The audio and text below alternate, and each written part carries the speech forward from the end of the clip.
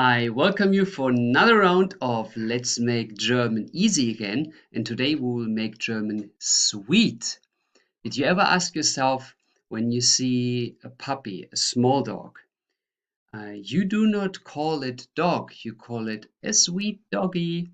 So how do we express that in German? That's what you will learn today. So we will today cover the topic of the diminutive.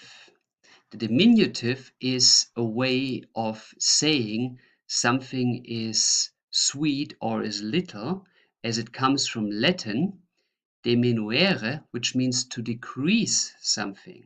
The same root of diminuere you find in minus. It also has a min in it, like to minimize it, to make it small. So that is basically used to belittling something, to have, if you have an affection to it, you like it in a way emotionally, or also in a negative way that you devaluate it, that you want to decrease its social value, that you want to make it look negative small. So you're using the diminutive to rather say that you like something because, oh, it's so sweet, or you want to say, ah, come on, that's ridiculously small. In both ways, use the diminutive. So let's see how to form that in German.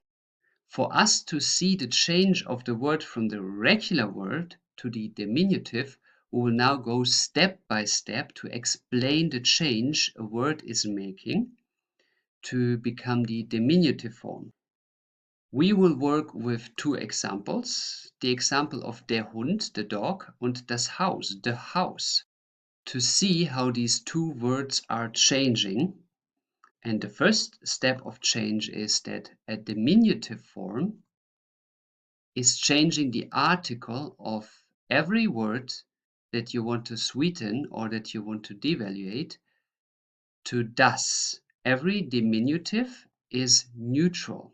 So the change of the article is to neutral. So the first step would be this, der Hund is turning to das Hund. That's the first step. The article change to das. The second step is that you are adding a so-called umlaut, which are these two dots on A, U, or O.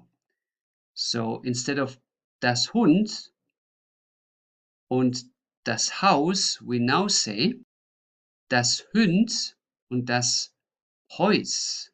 Das Hund, das Haus. So from Hund to Hund, from house to Haus. In the third step, we are adding the ending of the diminutive in German, which are in the absolute majority of words two versions. The endings can be chen or lein. Chen or lein. So for dog and house, you would say das Hündchen or das Hündlein. Both is possible. Chen or lein added to Hund. Das Hündchen or das Hündlein. The same is for house, das Häuschen or das Häuslein, das Häuschen or das Häuslein.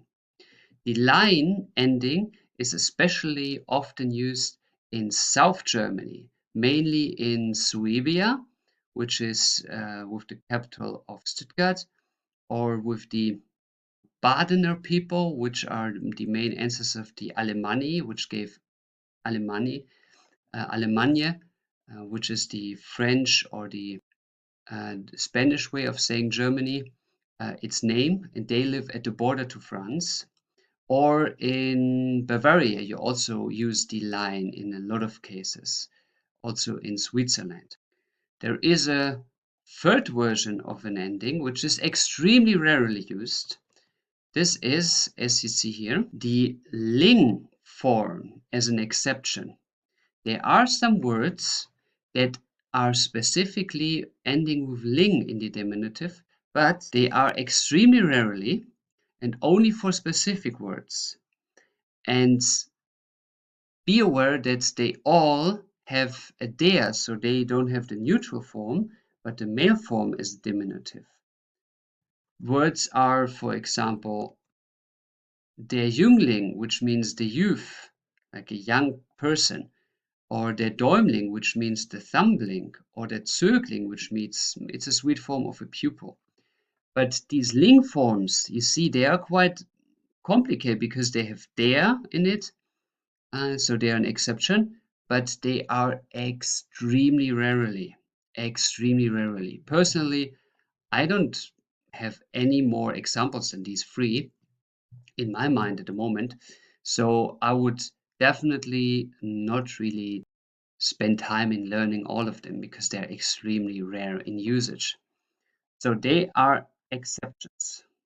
Let's put the exceptions to the side and deal with some local accents. Each region in Germany has their own culture. It is in Germany that we have officially, if I remember correctly, over 30 accents. And Germany itself is actually a very young state, only founded in 1871. It was always that the Germans were very provincial orientated, not national. So they all had their small state with their small culture, their small accent, and kept their local identity, and that is still kept until today. So local accents play a strong role, especially in South Germany.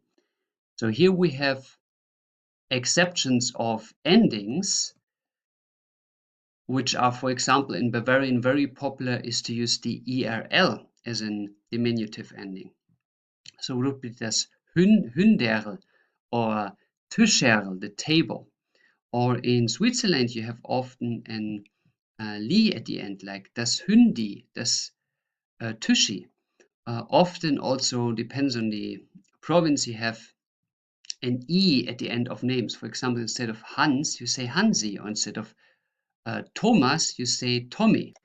And as an additional exception, there are words that are practically only used in their diminutive form. They lost their basic form, which are words like Märchen, which means fairy tale, little story, or Mädchen, which means girl or little maid. And a very old German word that is almost not used anymore, it's very obsolete, is Fräulein, which means young lady, and several others, but these are the three most important. So they, over the time, developed as having a diminutive only and no more base word. So you only use this diminutive as the most of the time used word. Good, so these are now the exceptions, while the chen and the lein are by far the most used cases. So now we see here, we started with having the words der Hund und das Haus, which is now at the end das Hündchen or das Hündlein and das Häuschen or das Häuslein. You can decide if you want to have a line or a chen. Now, if we want to form the plural of these words, then we have to stick to the rule that the plural diminutive never changes, which means if you have das Hündchen or das Häuschen, it's automatically die Hündchen or die Häuschen. So you just put the plural article of die in front of it, but the word itself is not changing. Hündchen and Häuschen stays like the singular form. Now, this is practically everything you need to know about the diminutive. While I would give you a good hint, it is that you should not create your own diminutives, like your own sweetening forms, but you better copy them from mother tongues, from German speakers. So listen what Germans are using to make something sound decreased or sweetened and copy it. So don't invent your own diminutives, as it is often misleading and the German speakers will not understand you. Well, that is all that is to say about diminutives. And I would now recommend you to ask your German speaking friends or to check in the internet for some diminutive words that you can use for your all-day life. Maybe you want to form the first diminutive for your beloved, like sweetening the name of your partner, or going with a friend and ask him to make some funny or jokey ways of decreasing something or sweetening something. That's all. Thanks for your time, and I see you in the next journey. Hello, hello, hello, hello. I welcome you today on board for a short journey for you to understand the so-called participle I. Now, you probably have heard often the word of participle II, a form of a verb that you need to form the past terms, the past tense, to in the German language. But today we're talking about its brother, the participle I, and not the participle II. They are both very different. And the participle I is basically when you are turning a verb, so an action, into an adjective, so a description of a noun, which is, for example, you can say in English, there is the waving man. There is the waving man. So you see here, waving is a description of the man. The man is waving. That would be the participle II, but you can also say this man waves the hand, for example. So he waves with the hand like this. So from to wave with the hand to waving in German, we have a different form of the verb, like in English you put an ing. But be aware, not all ing forms in English at the end of the English verbs are automatically the participle I in German. You cannot 100% translate language logics, so therefore this ing is not always automatically a participle. For example, if you say in English, I am going to the school, then this going is not a participle II in German. Going here means you do this right now. This is actually a time form that is not translatable at all to German because we don't have it. Going means I do this now, and if I want to say I do this now in German, then you just add the word now, jetzt. So you would say, ich gehe jetzt zur Schule. So nothing happens here with the verb, like in English, the ing is added. In German, nothing is added. We just put the jetzt there to describe it as now. Good. So in English, you could translate this as an ing, but not all ings are automatically participle II forms.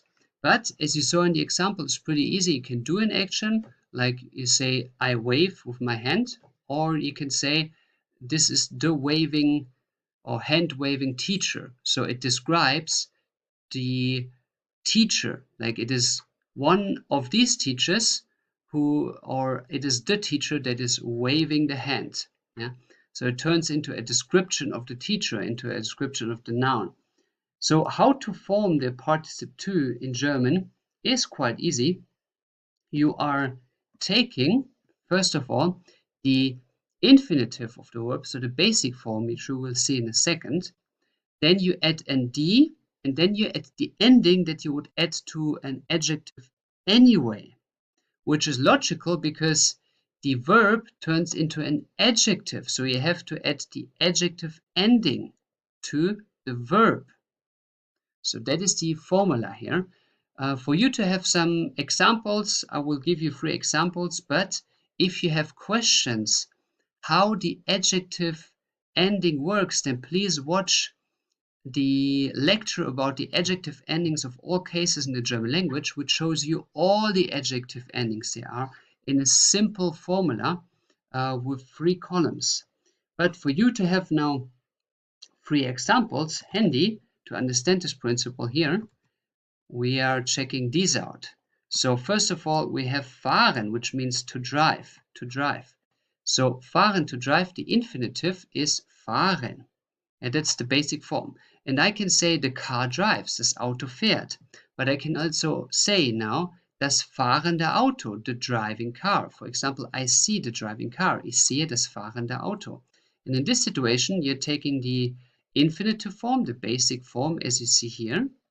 then you are adding a D, and then you are adding the ending that the adjective would have. And here the ending is an E, because if you have der, die, das in front of an adjective, singular, then you always add an E in the nominative or the accusative form besides the male.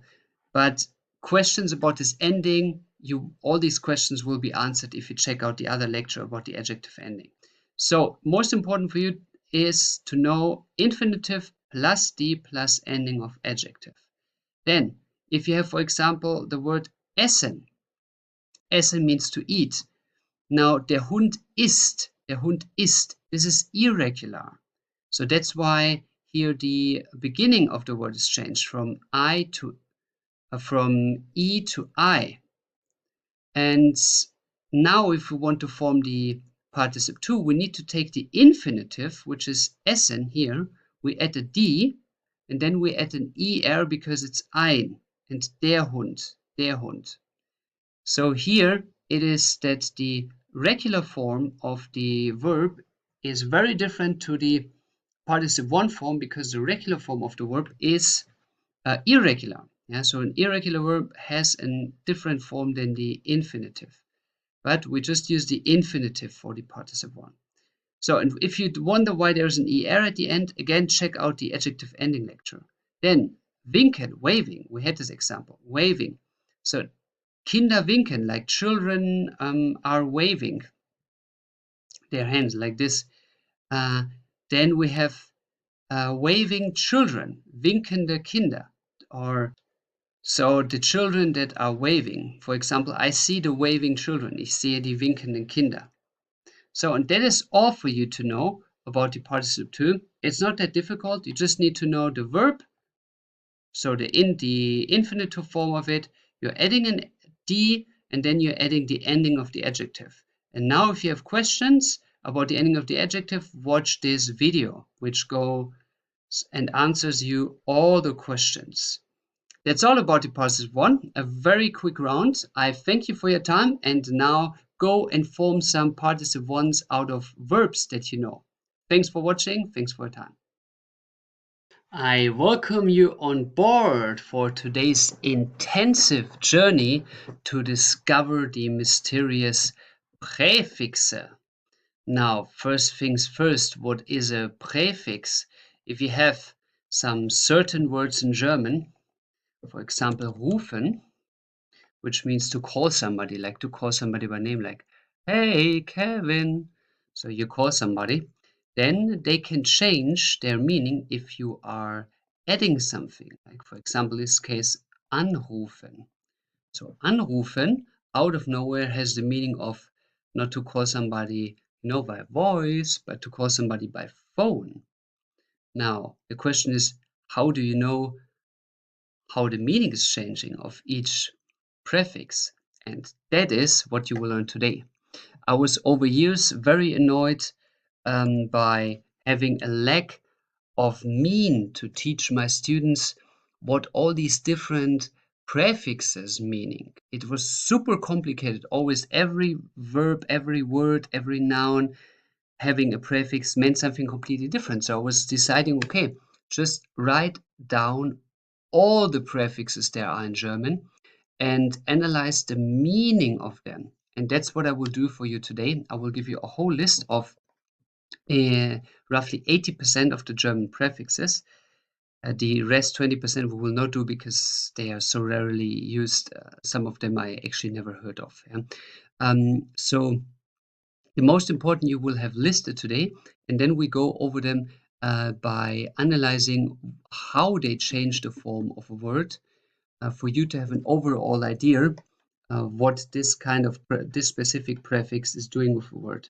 So you don't need to learn hundreds of vocabulary. Instead, you will understand which prefix has what effect on the verb. That's what we'll do today. But first things first, the question is what the prefix actually means. Prefix comes from the Latin and French mixture of Latin pre means in front of, And medieval French gave the German fixer, which means to fix nowadays.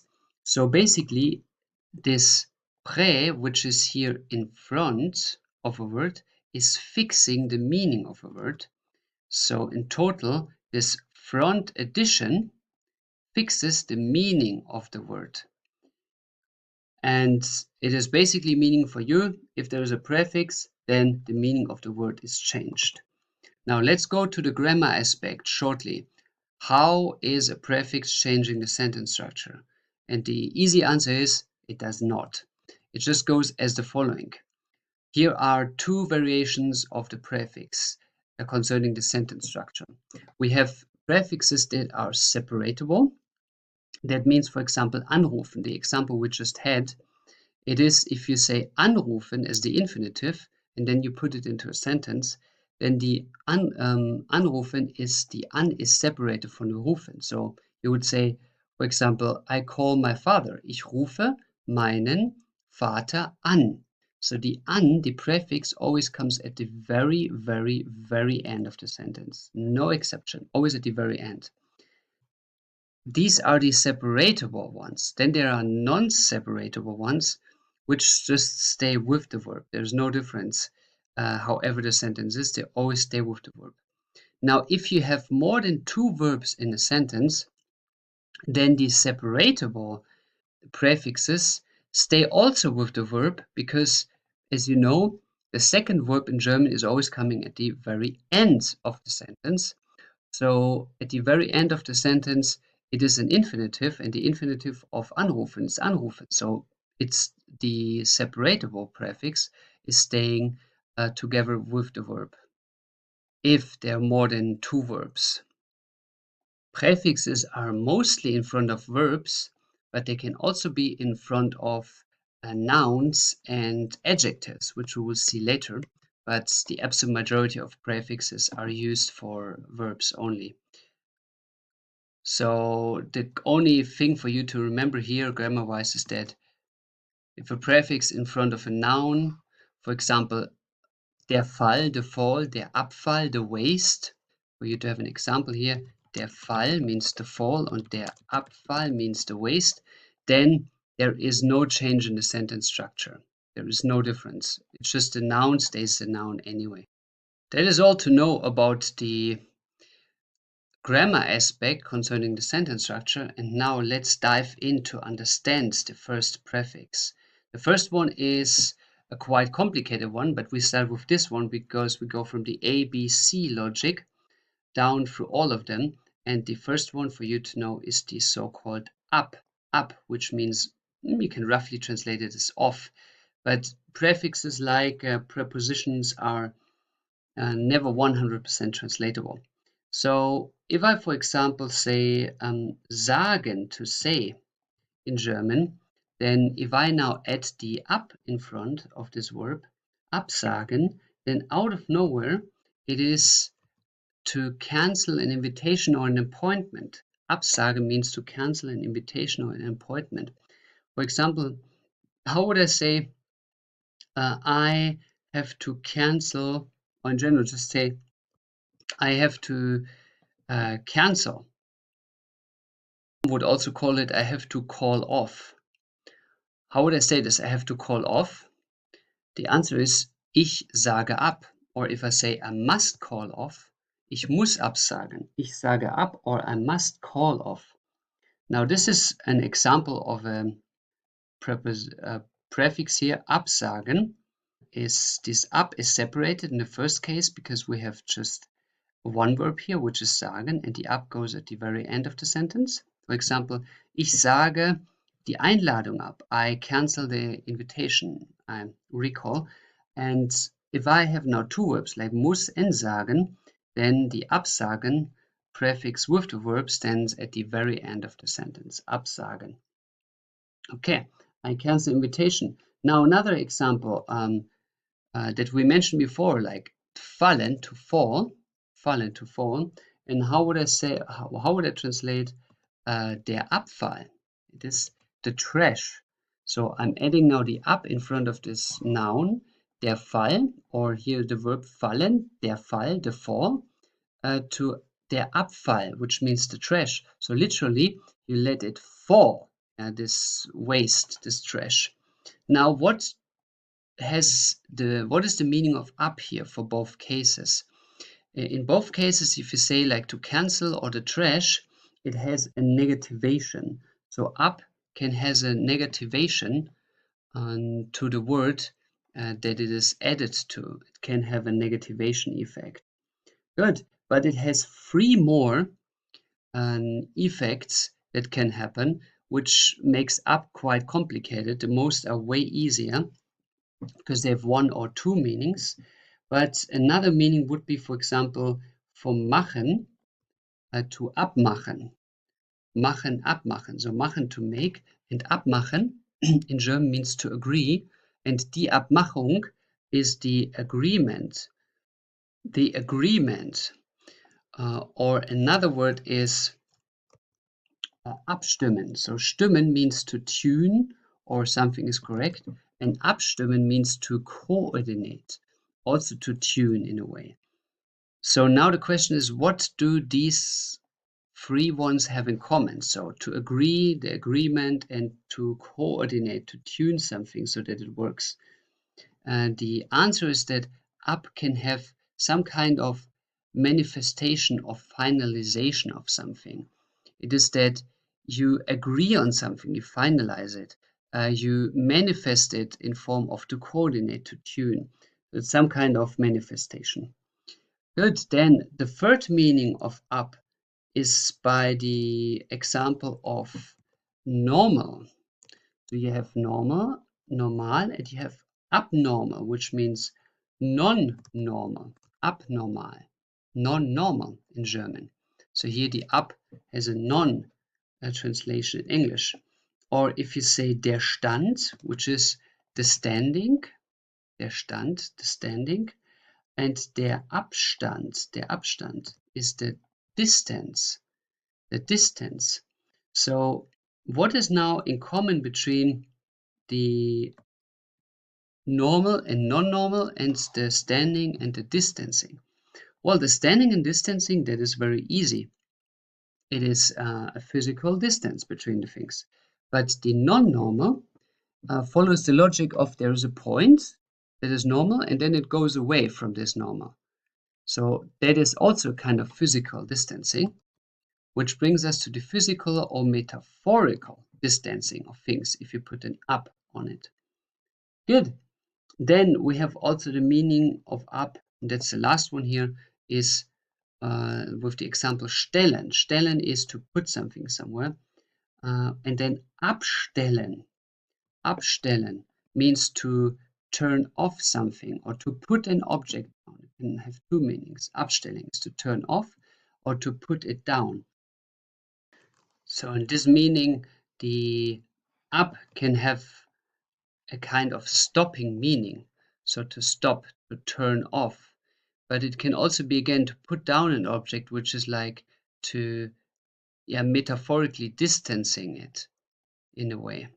So these are the 4 meanings of ab, which are quite a lot. The other ones will not be as complicated. It's just a hard start because ABC logic will put the ab first. But most important for you is that ab has mostly negativation meaning, or you are just to manifest or distancing it, whatever it is with ab that you are adding, whatever word you are adding the ab to. So this is one package here that I mark for you like this, and we will have now dozens of these packages for you to understand always the meaning of these prefixes rather than to learn all of these vocabularies. So my goal is for you that by training writing sentences with these ab words, that you are starting to feel which prefix has roughly what meaning. Like for example, ab has more a negative meaning or a distancing meaning. So in future, whenever you hear any word in combination with the ab, that you feel what meaning it could have towards the word. So you can guess by yourself what ab, for example, means instead of you learning all these vocabularies with all words that have an ab in front of it, there is not enough time in life to learn all of that. So better start to develop a feeling what each prefix can mean. This is our first package. Let's move to create some more packages. Second package will be an, which can be translated roughly as on. Now, if you are saying machen again, and you say anmachen or schalten, which means to change, to switch something, switch any control setting in a machine, and you say anschalten, then these turn from to make to turn on, to turn on. For example, how would I say I turn on the fridge? Let's say it was out of electricity, you plugged it out, so I turn on the fridge. Ich mache den Kühlschrank an. Ich mache den Kühlschrank an. So that is an obvious to turn on meaning of an, like in English, on. It's easy to remember. But it can be also more sophisticated. Like, for example, if you have the word of griff. Griff means a handle or a grab. That is griff. To handle something, to grab something by a hand. Yeah, grab, griff. That's close to each other. Now, how would I say? What would be the meaning of Angriff? So you add an an. Angriff means to attack or the attack. Angreifen or der Angriff. Angreifen or der Angriff. Attack. So from to handle to attack, you just need to add an a, an, Angriff, which is the logic of griff is to grab, and if you attack somebody, you basically grab him. So you on grab him, like with your fists, for example, yeah, on grab him. So this is der Angriff. That is the logic of Angriff. So if you now watch or see those words together, what do they have in common? So to turn on or to attack, it is basically that an is not only on turning, but it means that an action is starting. An action is starting. So that can be one meaning of an. Now let's go to these words and their meaning with the prefix, with starting with the first one, stecken, to plug in, to plug in. Stecken. For example, I plug in the electricity. I plug in the phone. Ich stecke das Telefon ein. To charge it, for example.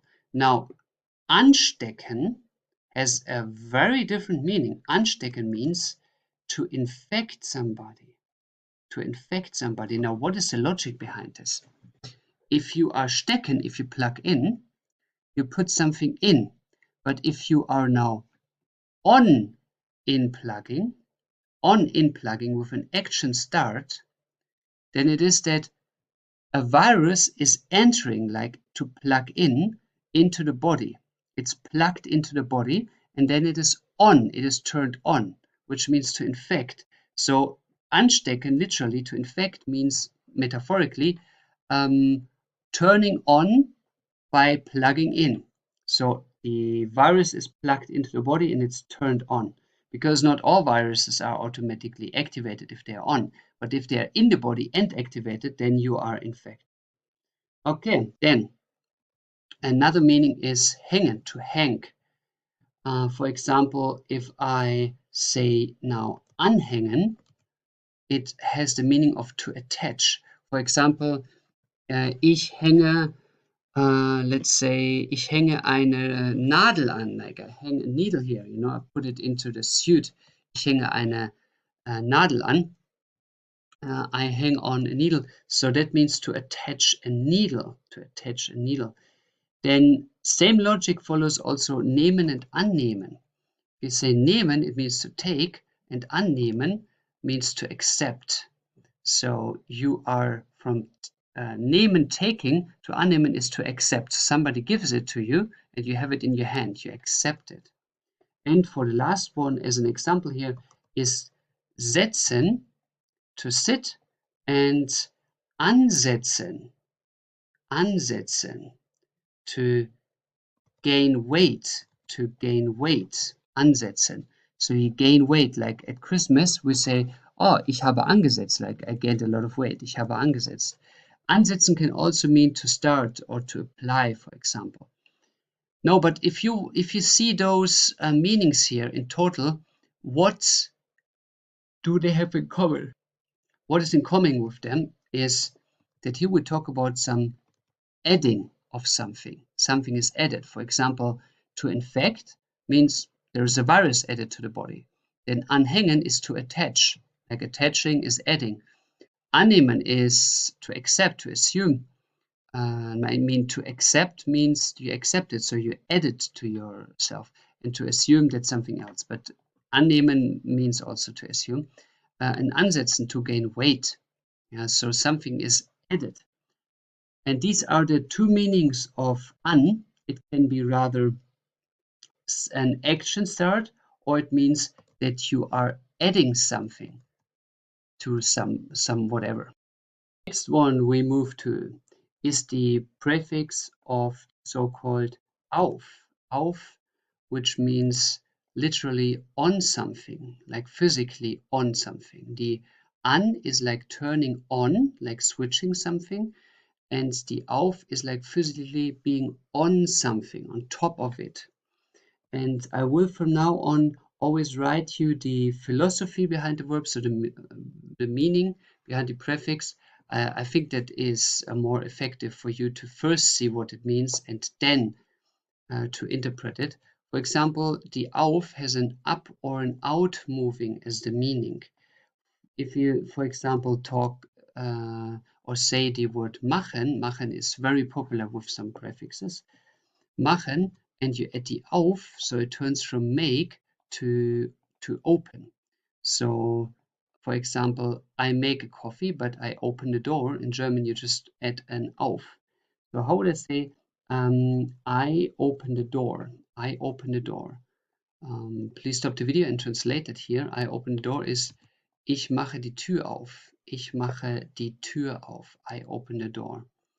Ich mache die Tür auf. Okay, then another way metaphorically to say something out is aufsagen.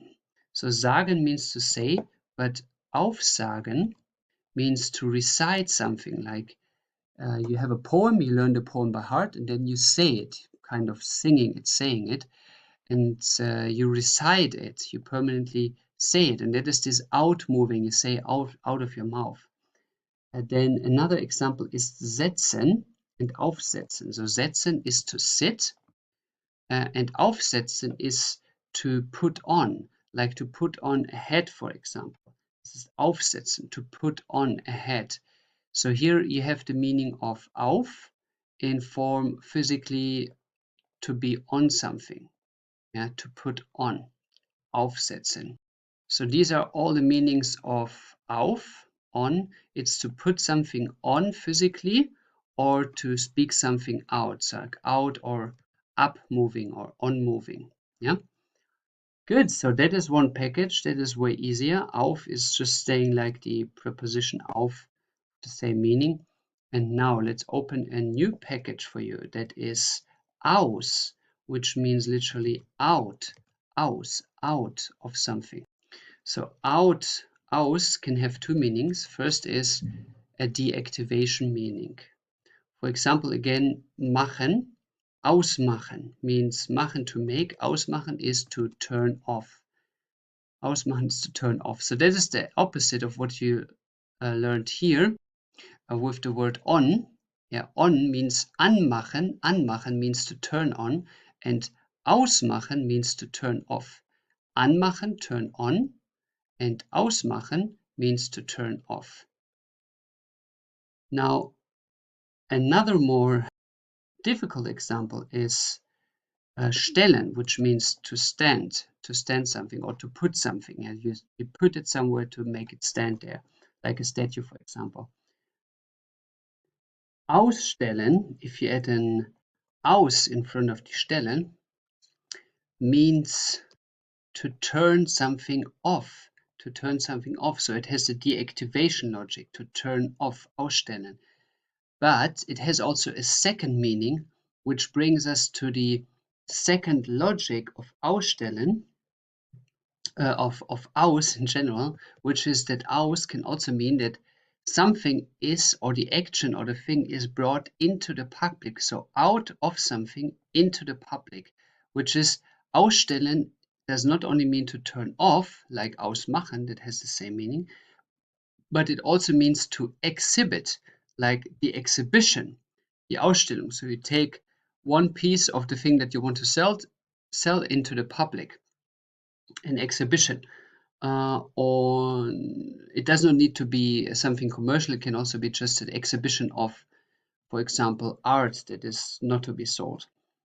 And then we have a third meaning of aus, which is to work out something. So here again, out, the same logic as out into the public or work out. For example, to work out literally comes from arbeiten in German. It's ausarbeiten. It's ausarbeiten. To work out means ausarbeiten. So for example, to finalize, to work out. If I tell you work out a model, let's say we're building a house, and then I ask you, hey, please first build a model of this house, you know, a 3D model. Then I say, arbeite ein Modell aus, work out a model, arbeite ein Modell aus. Okay, so these are all the meanings of aus. So the most important one is the deactivation, which is the opposite of the an, which is the activation. So anmachen is to turn on, ausmachen is to turn off. So this is all about the package of aus that you are supposed to know. Well, now we're coming to the first major important prefix, which is the prefix of be. Be. It is important because 25% of all German verbs using a be prefix. So every verb in German can use several prefixes, like you saw with machen. Machen, we already had ausmachen, anmachen. So minimum 2 meanings, even though there are a lot of prefix usages for machen. But it is that 25% of the German verbs are using be. So every fourth verb that you know has a different meaning if you put a be in front of it. And the interesting fact is that the more important a verb is, the higher is the chance that it is not separable from the verb. So all important prefixes are not separable from the verb. So that makes the thing way easier, as we learned here in the grammar.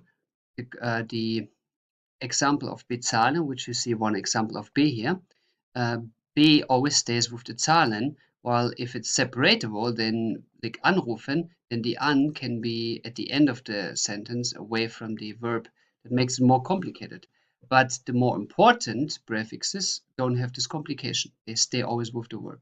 So 25% of all German verbs have a be, and the cool thing about this is it is only one meaning, and one meaning only for be, which is a social context of whatever you put it on. It gives the thing a social context.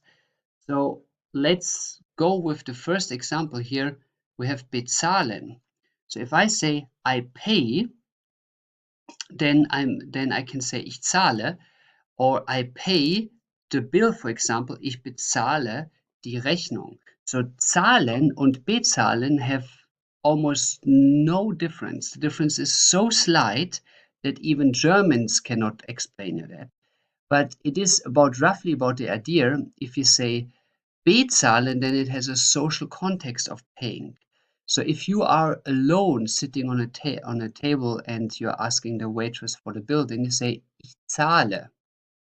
But if you are sitting with other people on the table and you want to pay their common bill, then you say ich bezahle, because the paying now has a social context, because you pay for other people as well, not only for you. That is the social contact aspect of be. I always tell people, you remember it, be like to be in English, to be or not to be. That's the question. So be is here like in form of being in a social way. Now let's have some examples. For example, stellen means to order, to stand something, to stand something, to put something in a standing position. And bestellen means to order, So let's say you order a package, then you can say, okay, ich stelle das Paket dahin, I put the package there, or ich bestelle das Paket, that means I ask somebody else, so a social version of it, to put it there. So to do this transport for me, I order it. So again, it has a social context now.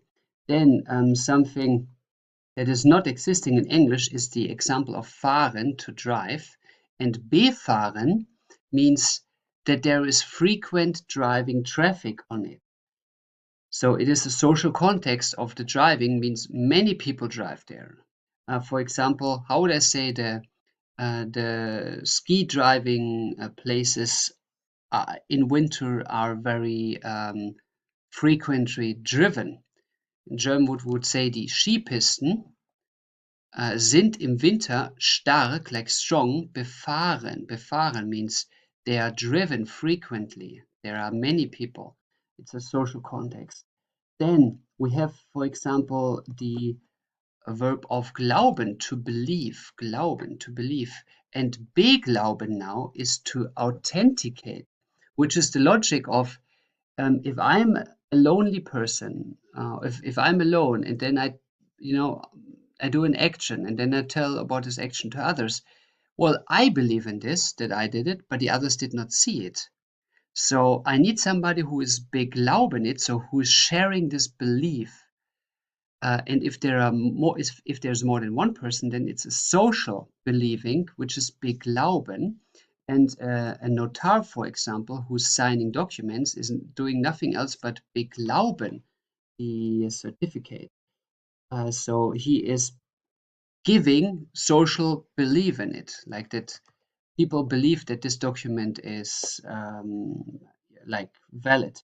For example, how would I say the notar is like authenticating the document is? Der Notar beglaubigt oder beglaubt das Dokument. Der Notar beglaubt das Dokument. Then, very important is the word scheißen in German, which means to shit. Why it is important, you learn in the lecture of country names in the A1.1 as well as in the lecture of accusative training in the A1.1 package. But to make it very short, every culture has their social circumstances, and the social circumstances lead to social tension, and this social tension you are verbalizing. For example, if you're living in a culture where you are living with your parents permanently, then it happens that in these cultures the tendency is that people offend each other by their mother or by their family. So for example, in Italian culture, where the Italians are the ones who are living the longest at their parents' house. In Europe, the average age of an Italian man moving out of his house, I think, as I remember, was 34 or 38. So they have a very strong tie with their mothers. And now, if you offend each other in Italy, then it's always going about your mother. Ma fangulo. Yeah? In any way, and then adding something about your mother. So Italians, so they meant the social, the social condition of living with the mother leads to offending the mother. That is a normal thing. And now the question is, for the German, it's always scheißen. Everything is about scheißen. If you say it in a negative way, if you offend somebody, then you say scheiße. He is shit. The situation is shit. That is a shit, whatever, shit job or shit car or whatever. Everything is with scheiße. Now, the question is why? To make that short, Italian have the social issue with mothers, as they live with mothers, that brings up tension. And Germans had the issue of always living inland, so far away from the coast. And that means they all live at rivers. And if they all live at rivers, where are they shitting in? Into the rivers. But where do they take their water out? from the rivers. So the shit goes into the river and they take the water drink out of the river, which leads to the problem that hygiene and shit was the biggest issue for the German population in general, for deeply inland living people over centuries. That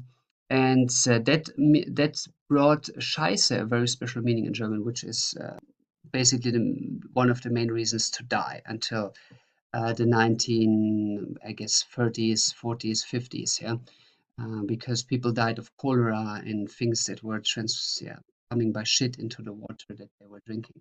So that's why, like, a living condition led to Scheiße, like led to the uh, the cursing of things. Yeah. So now bescheißen has therefore also a very special meaning. Scheiße means to shit, but now a social context of shit is to cheat somebody. You are socially shitting on somebody, literally. Yeah. That is to cheat.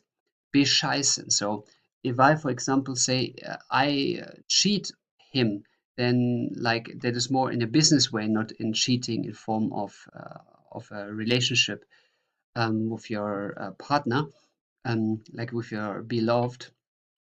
So then you are saying, ich bescheiße ihn. Ich bescheiße ihn. So that is the prefix of be, and that is for 25% of all German verbs, so it is ultra important. This one is worth to note down. This one is worth to learn also systematically. All the others are very complicated and are rare to use, but this is very often to use, and it's easy to remember because it's just one interpretation. But this interpretation is very complex. If you, for example, think about Glauben and Beglauben, if you just know that Glauben means belief and then socialing believing to authenticate, yeah, you can guess it, but it's not so obvious. But still, if you at least have in the back of your head that this is a social context, then this already helps you a lot to understand the word transformation from Glauben to Beglauben, for example. Good. Now let's go to the next one, which is a very literal one and very easy to guess. It is durch, through, durch. So durch has basically the meaning that it has as a preposition, through, and it is a meaning of moving through something. For example, if I say fliegen und durchfliegen, so that means fly and fly through something. So how would I, for example, say I fly through the clouds? Ich fliege durch die Wolken. Ich fliege durch die Wolken. I fly through the clouds. Or we're going with the transferring. That is a second meaning. So you're basically moved or transferred through the line, which you can see by the example of the stellen, which is stellen is to stand, and like stand to put something in a standing position, and durchstellen is to put through the phone line, to put you through the phone line. For example, I call the secretary and say, können Sie mich zum Chef durchstellen? Can you put me through the phone line to the boss? Yeah. So that is basically also moving, but in a sense of transferring, yeah, durchstellen. So if you put through, it literally means that you put it through in a moving way, even if it's metaphorically. Okay, so this is all about through, and then we go to the ein. Ein has no obvious English translation at all. Ein. So we give it instantly the explanation that it means to start or to set something newly. To start or to set something newly. Ein. For example, if I say stellen, to make something standing, yeah, put something in a standing way, and einstellen, that means to employ somebody, einstellen. So the person is, you put him standing and you put him standing into the position that is employing. So that is, you start a new job, to start or set something newly. Yeah, einstellen, to employ somebody. So that is something newly. Also, something newly is then what follows after you are eingestellt, after you're employed, is you are going from arbeiten, to work, to einarbeiten. Einarbeiten means to train a new worker for his new task. Again, to start or to set something newly. Einarbeiten. For example, ich arbeite mich für den neuen Job ein. I work myself into the new job task, like I train myself into it. So ein has a meaning of starting, new setting. Then we go to the second meaning, which is kind of similar. It is move into, move into. For example, brechen means to break. Brechen means to break. And einbrechen means to break into. So somebody goes into, like a into movement, into the house and breaks into it. The same logic is with die Einfahrt, the entrance, die Einfahrt. This is the entrance for cars into a parking house, for example. So here again, Einfahrt is a into movement. So ein in total has the meaning of something newly to start and something moves into it. By the way, if you're moving about the colors here, if you're wondering, see, if it's a neutral meaning of a word, I give it gray. If it's more a negative meaning or something to turn off, I give it red. And if it's something more positive or action related, I put it in green for you. Good, so this is ein, everything about starting new and moving into it. Then let's go to another very important prefix in German, which is end. End is 15% of German words covering. So 15% of all German words are using a form of end, and therefore it is not separatable from the verb. As always, the most important ones are not separatable. And it is also just having one meaning, which is great. So again, this is a word that is not only important, it is also easy to remember. And therefore, I would recommend you to write it down. This is a word that you really can learn actively, not passively by just hearing it 10 times by somebody else saying. This is something you can actively use. For example, if I say sorgen, which means to care or worry about, and entsorgen means to dispose. So the question here is, you are caring, yeah, about something. You care about it. You spend your time, your energy into it, and then you're putting an end in front of it. Entsorgen means you finalize this caring. You don't do care anymore, which is, in this logic, it's waste. So it's disposed. You don't care about it anymore. Entsorgen, so you dispose it. Yeah, you threw it away. The same is with the word of to throw away. That is in German to throw away, to throw in general. To throw is werfen, to throw, and entwerfen is to finalize, to draft, or to design something. So werfen is to throw, and now comes the metaphor of you threw something into a plan. An idea is thrown into reality, and you do the end of it, like in English, like end. Yeah, you can remember actually end in English is very close. Like to end something is very close and easy to remember. So you end this idea by realizing it with a draft or a design. So if I say I should design something, like design the model, then I say entwerfe das Modell, entwerfe, so design it. So this is an important one that you can indeed write down and learn, because it is easy and it's covering most of the German verbs. Or 50% are not most, but these are a lot. So you put an end in front of this verb, and then it is the finalization, the ending aspect of it. Now we're going from one important prefix to another. We will now cover the er prefix, er, which is 10% of all German verbs use any kind of er in them. Er has also no translation to English. but for you to have an idea, it is having two aspects, and the first aspect is by far the most popular. It is a knowledge transfer. Knowledge transfer. For example, the word of finden, to find.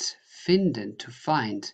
Now, erfinden means to invent. So basically, somebody finds something new. He's inventing it. Yeah.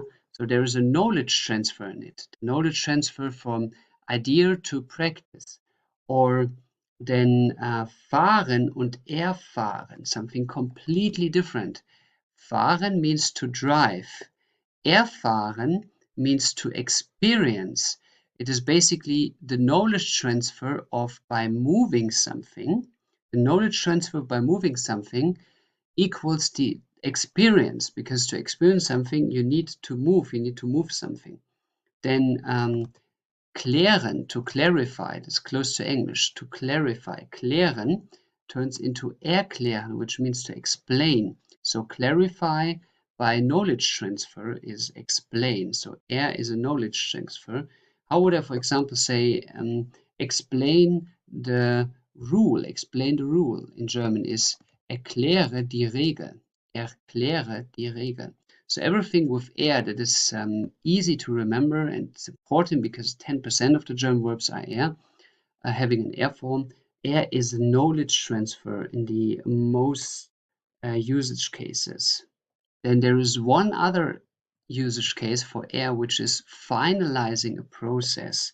For example, by the verb reichen and erreichen. Reichen is to pass or to give something, like ich reiche dir die Hand, I give you my hand, for a handshake, for example. And erreichen is to reach something. For example, we reach the mountaintop. Wir erreichen die Bergspitze, Topspitze. We reach the mountaintop. Wir erreichen die Bergspitze. But I would say even this finalization of a process still has something in common with a knowledge transfer, because a knowledge transfer like erfinden is always that there is an end product or an end transfer, an end mean, and finalizing a process is also like ending aspect. You realize something. Good. So this is that is also important, and you can learn this actively, write vocabulary down, search the internet for more verbs for this. This is very useful. It's not that hard to remember, especially the knowledge transfer metaphor behind it. Okay, then let's go to the fourth, which is not so often used, but still important for you to know, is fort, which fort has often the absolute same meaning, and therefore it's easy to remember. It's a continuation process. Continuation process, like you have, for example, setzen and fortsetzen. Setzen means to sit down, and fortsetzen means to continue, literally, to continue. Or you have the word of dauern, which means to last, and you have fortdauern, which means to continue lasting. For example, how would I say the war continue lasting, like the war is still going on? The answer for this is, in German we would say, der Krieg, the war, der Krieg dauert fort. Der Krieg dauert fort. So here you have an example of a separable prefix. Der Krieg dauert fort. Dauert fort is continue lasting. Good. Then everything here has so to do with a continuation of a process. Especially this word is very good to continue, fortsetzen. Then the second meaning of fort is a distancing by a movement. A distancing by a movement. Now you already had a prefix for distancing, which is ab. So you have here a metaphorical distancing, but this Abstand in abnormal is not a movement. It's just an already existing distance. But here it is a distancing by movement. So you actively create this distance. For example, if you say laufen, it means to walk, and fortlaufen means to run away. So you distance from by a movement, by running away. For example, how would I say the inmates run away? like the inmates of a prison run away. The answer, die Gefangenen laufen fort. They run away. Good, then bringen is also with a fort. Bringen means fortbringen, to bring away. Bringen, to bring, und fortbringen is to bring away. So you're distancing it by moving it from A to B. So from fort, we have the package closed, has two meanings. One is the continuation, the other one is to distance it by a movement. Now we go to a very easy one that you don't need to learn at all. It's so obvious. It's frei. Yeah? Frei, which means in English free. So frei has a freeing process in any way. So for example, if you say machen, to make, and frei machen is to get naked, to make naked, literally. Get naked, to make naked. Or if you say stellen, to stand, and freistellen, so you stand something free, that means you make it available, you get an exempt. Freistellen, for example, if you are freed from a service duty, then it is said, du bist freigestellt. For example, military service, freistellen vom Militärdienst, get freed from the military service. Yeah. Then also freeing in the form of freisetzen. So setzen, to sit, and freisetzen is to unleash, to unleash. Yeah, for example, how would you say the terrorist unleashes the virus? The terrorist setzt das Virus frei. So the virus is now free. It is unleashed. So everything with frei is to be taken very literally. It is just that the word that you put a free in front is now having a freeing function. So that is also very easy to remember. Then the next one is also easy to remember. It's very literally. Her in German, her. In English, here. Here and here. So this has the meaning of that the person who uses this is referring to the action with here orientation. So the here orientated action on here is defined by the perspective of the speaker. So if the speaker says, for example, bringen, it means to bring, but if he says herbringen, then he means bring here, herbringen. So for example, how would I say the postman is bringing the delivery here. The postman brings the delivery here. Der Postbote bringt die Lieferung her. Der Postbote bringt die Lieferung her. Herbringen, to bring here. And the person who says bring here, like bring us here, means here is his position. Yeah, what he sees, what he thinks, what he points on. Then, for example, also to see. Sehen und hersehen is to look here, to look here. So this is very easy to remember. It is mostly with movements, but also with senses here in this case. So you can remember this easily. I would put this on your list. Then we have one exception here. You can say also here with stellen, which means to put here. So herstellen can mean to put here, but it can also mean to produce.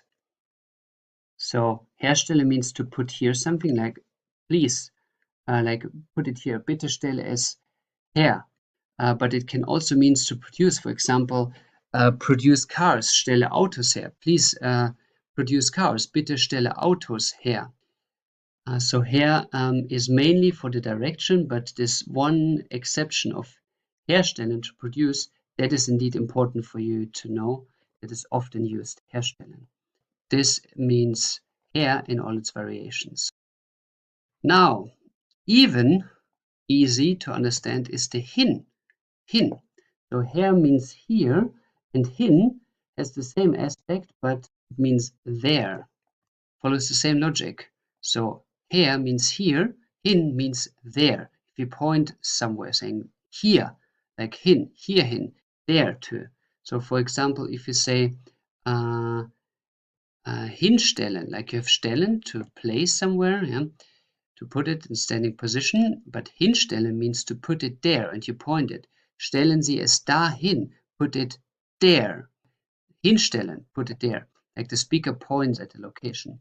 Or if you say hingehen, so from gehen, which means to go, to hingehen is go there. Ich gehe dahin, I go there. The speaker defines what this hin means, like what this place is that is defined as there. But it means just there, and most commonly used, you hear this all the time in form of dahin. So if you say da, it means there, and dahin, there too. It is like there too. It is like a movement. There to, dahin. Bitte stellen Sie es dahin. Please put it there to. Yeah, please put it there. So the da means there, to, dahin, and hin here is there. So we have here, here, and hin, there. Both are important for location, movements. So these I would learn, they are easy to remember. Here is here, and hin is there. Now for the next one, we're going to the so-called hinter, which is officially as a preposition meaning behind. And nomen est omen, name is prediction, it has something to do with behind. But first of all, it is a not separatable one that is exceptional. Mostly only the important ones who are represented by more than 10% of the German verbs are not separatable, but here it is separatable. And hinter means to go behind the neutral or negative obvious of something. So for an example, if you ask for something, you say fragen. Ich frage nach dem Produkt. I ask for the product. But if you're hinterfragen, then you question if it's correct. Like, for example, there's a crime happening. The police is coming to check and asking the people, where have you been during the crime time?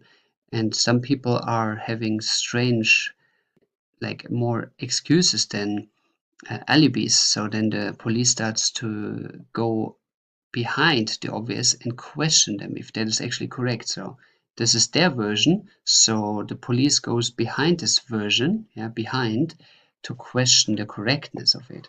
Or if you are to go, gehen, and if you are hintergehen somebody, means to deceive somebody, to betray somebody. For example, hintergeht seinen Freund, he is deceiving his friend.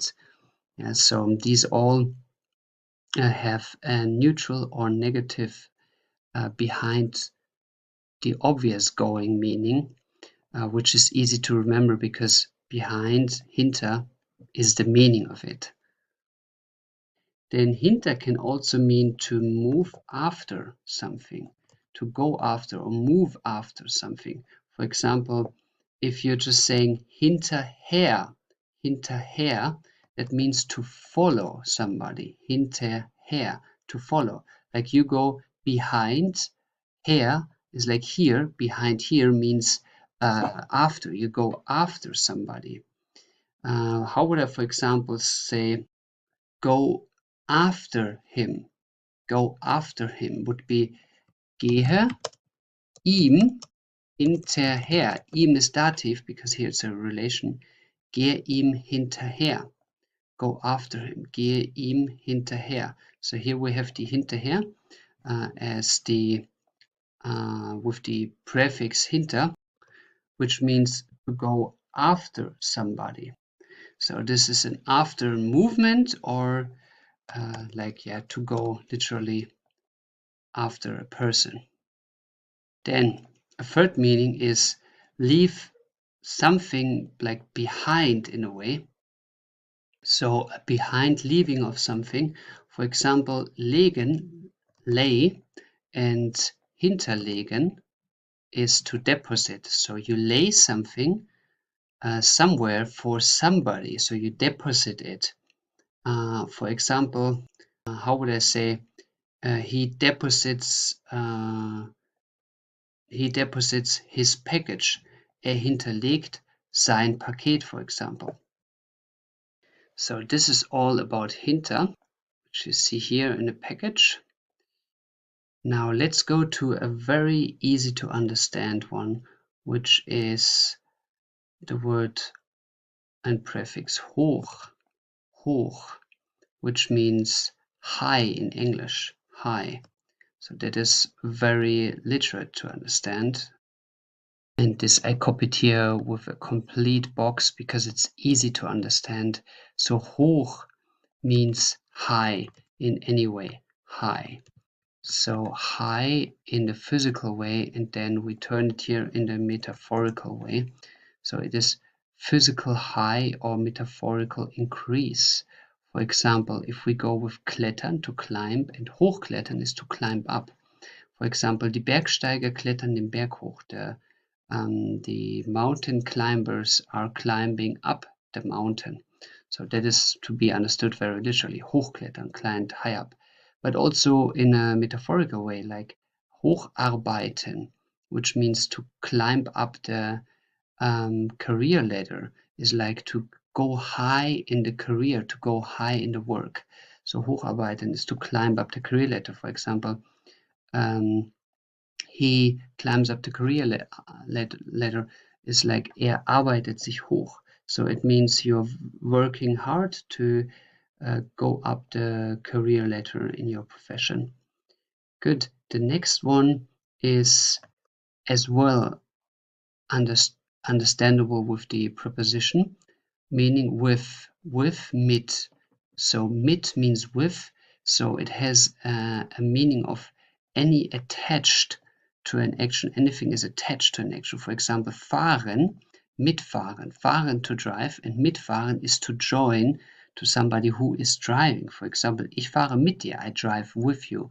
Or der Mitfahrer of a train, of a bus is the passenger, der Mitfahrer. And mitnehmen is to take, with, to take away, mitnehmen. So you are attaching whatever you're asking for. How would you, for example, say, even a restaurant, if they're asking to take away, and then you say yes, to take away, it is zum Mitnehmen, ja, zum Mitnehmen. So to take away, yeah. So you attach this, whatever you want to take away, to yourself. Then the next box is the box that is a little bit harder to understand. It is nach, after, but it cannot be understood as after completely.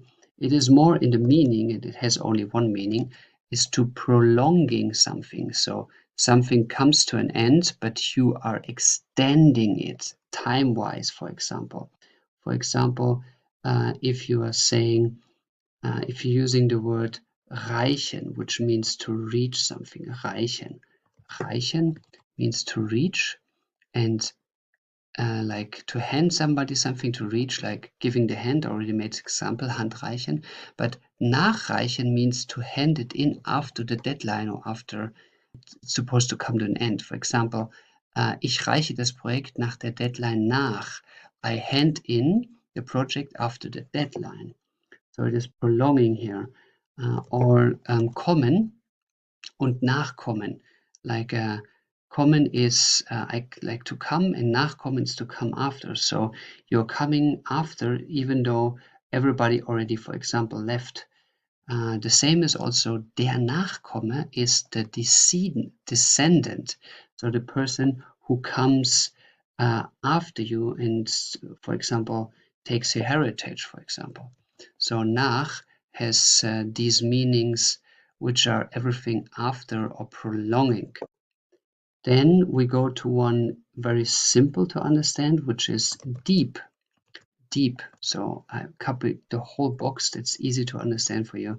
Deep, in German tief, is to be taken literally, physical or metaphorical. For example, schlafen, tief schlafen, sleep, to sleep deep, or religiös, tief religiös, religious or deep religious. For example, in Mekka haben wir viele tief religiöse Menschen.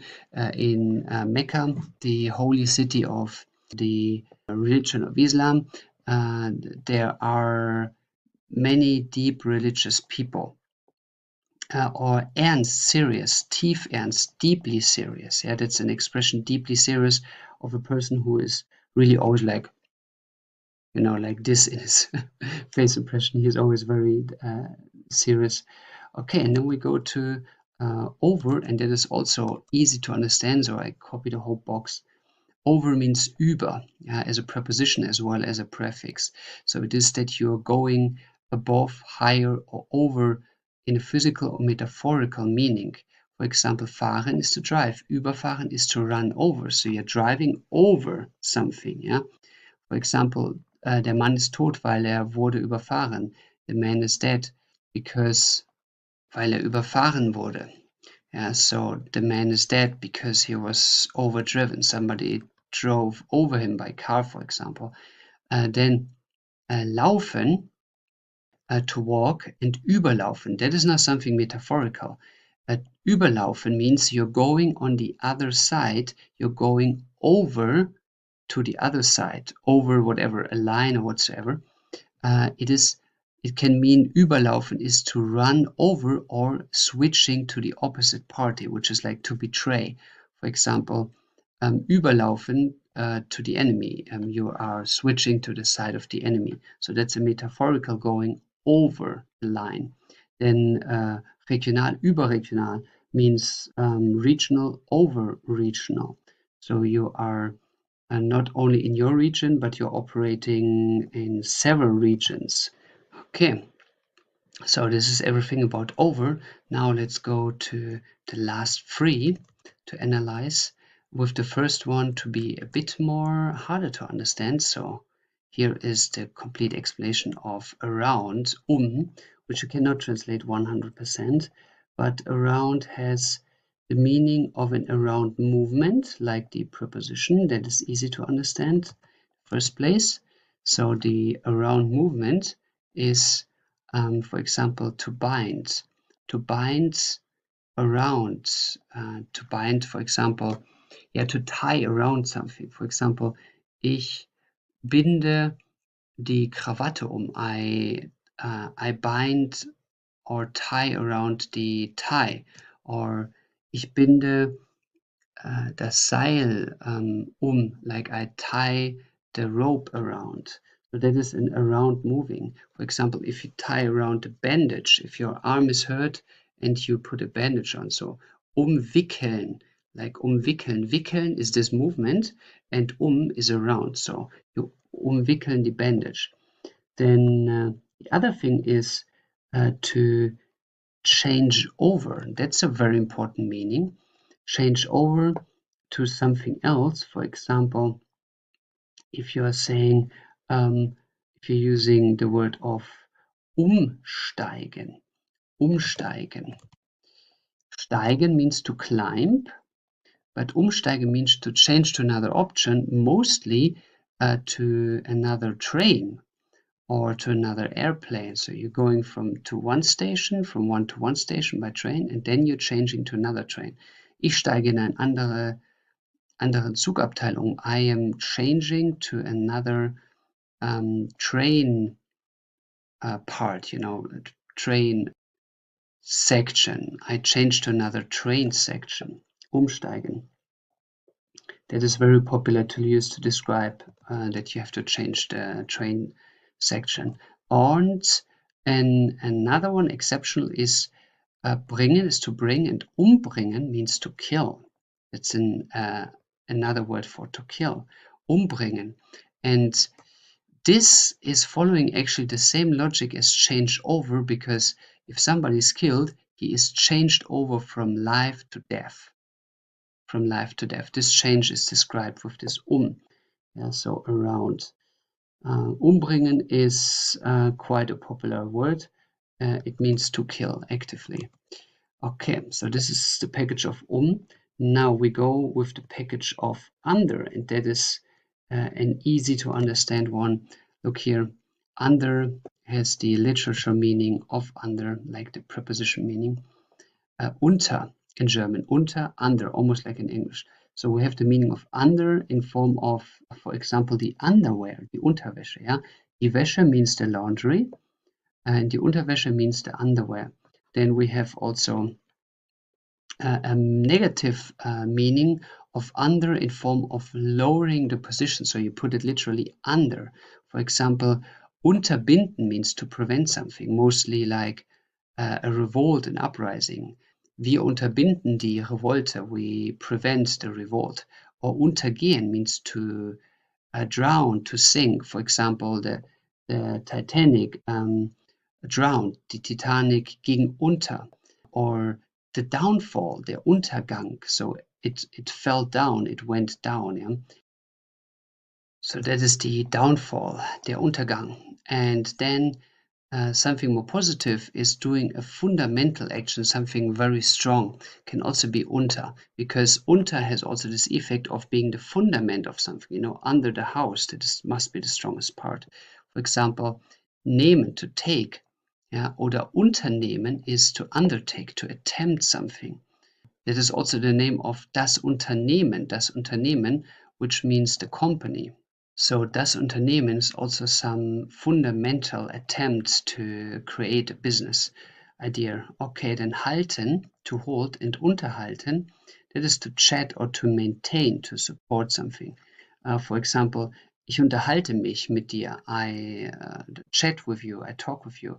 Or ich unterhalte, sagen wir, eine Armee. Ich unterhalte eine Armee. I maintain an army. Like whatever a state says, it maintains an army.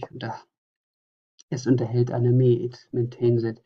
Now the last one is actually, ironically, one of the most important, if not the most important. So if you were patient enough until here, you absolutely got the most important gold coin here. It is fair. Fair. Fair is used by 45% of all German words, so almost every second verb is using fair. It's for sure not separatable as all other important ones. And let's have an overview, basically just 2 points of its meaning. It is a way giving or a direction giving. So, for example, buy, kaufen, and verkaufen, to sell. Now the logic is to buy means it goes in my direction, and verkaufen, I add the ver, it goes away from my direction, away. So kaufen is to consume and verkaufen is to sell, so the product goes away. Geben is to give, vergeben is to give away, yeah, it goes away from me. Leihen is to loan, verleihen is to borrow, so leihen means the money comes to me, and verleihen means to borrow the money, it goes away from me. Oder lassen, to let, and verlassen is to leave. For example, leave the place, so it goes away. Also metaphorically in a relation, sie verlässt mich, she leaves me in a relation, for example. So everything with fair that is super easy to remember and that's so important, such an important prefix, is if you add fair, then it just goes away, the direction away from the speaker or from the described thing. Then wrong and negative handling is also very common with fair and easy to remember. So if you put fair, it can also mean a negative meaning or a wrongdoing of this action, like fahren is to drive and verfahren is to drive the wrong way. You drive just wrongly. Kochen is to cook, verkochen is to overcook, so you cook wrongly. Brennen is to burn and verbrennen, that is something more in a metaphorical thing. You burn your hand, for example, verbrennen. Yeah, but you can also burn it away. That depends how you want to perceive it. So would be the first meaning. Okay, good. And that is all about the prepositions. Now you have a complete overview of their meanings in this chart on just one piece of paper. And I would recommend you to not learn these systematically, like to write down 10,000 vocabularies and learn all of them, but to learn the meaning roughly. And those ones which are marked here always with some extra boxes, which said this is 40%, this is 25% of all verbs. These ones you could indeed learn by heart by writing sentences about them and check online where you find more examples. So these ones you can learn by heart. But if you are keen to not learn them, I at least would recommend you to learn the fair, because it is super easy and it is used by every second German word. And the B is the same. It's super easy to remember, and it's 25% of the verbs are using it. That is indeed very helpful to know that. And that's it. That's all about the prefixes.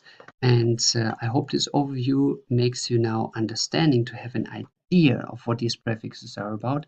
And the best about it is that you will never ever find anything like this anywhere else. So you have it now. It's like this. It took me seriously a year to always have this lecture again and again and again to develop this further, to now have this final overview of everything. And this is something you probably have as one of the few in all your surrounding. No other whatever book or something teaches you this. Yeah. So, and I wish you now to understand the prefixes better. And I thank you for your patience. And if you really watch the video until here now, you are so patient that you will definitely learn German. Good success, and I see you in the next journey. I welcome you on board. Do you know what this here, or you can also take this or this or this, has in common with this? You see what it is? The small metal piece to hammer into the wall. So this metal piece and this piece of my finger is sharing the same name in English. It's the nail to hammer and the nail of the finger.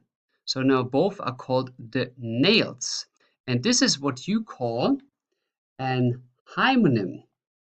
Homonym is Greek and comes from the word homo. Homo means the same, like for example, homosexual, like sexuality with the same gender. And nyms, if you would translate it in the total sense, name. So the same name, the same name. So this nail of my finger has the same name as this metal piece, the nail for hammering into the wall. So today we're going to talk about the most important homonyms in the German language, and also you will discover why actually two complete different things have the same name. But first things first, the question is, why is something else having the same name, or why is the name given to two things at the same time? There is a theory I have, which is that something catches the same name, gets the same name, like the nail here and then the metal nail, because they have the same function, and therefore metaphorically you call it the same thing. For example, the fingernail is the hard thing you work with to scratch something or to open something. When people were still living in older times, they were always using their fingernails to open something, for example, or to to use a hard part to scratch it away.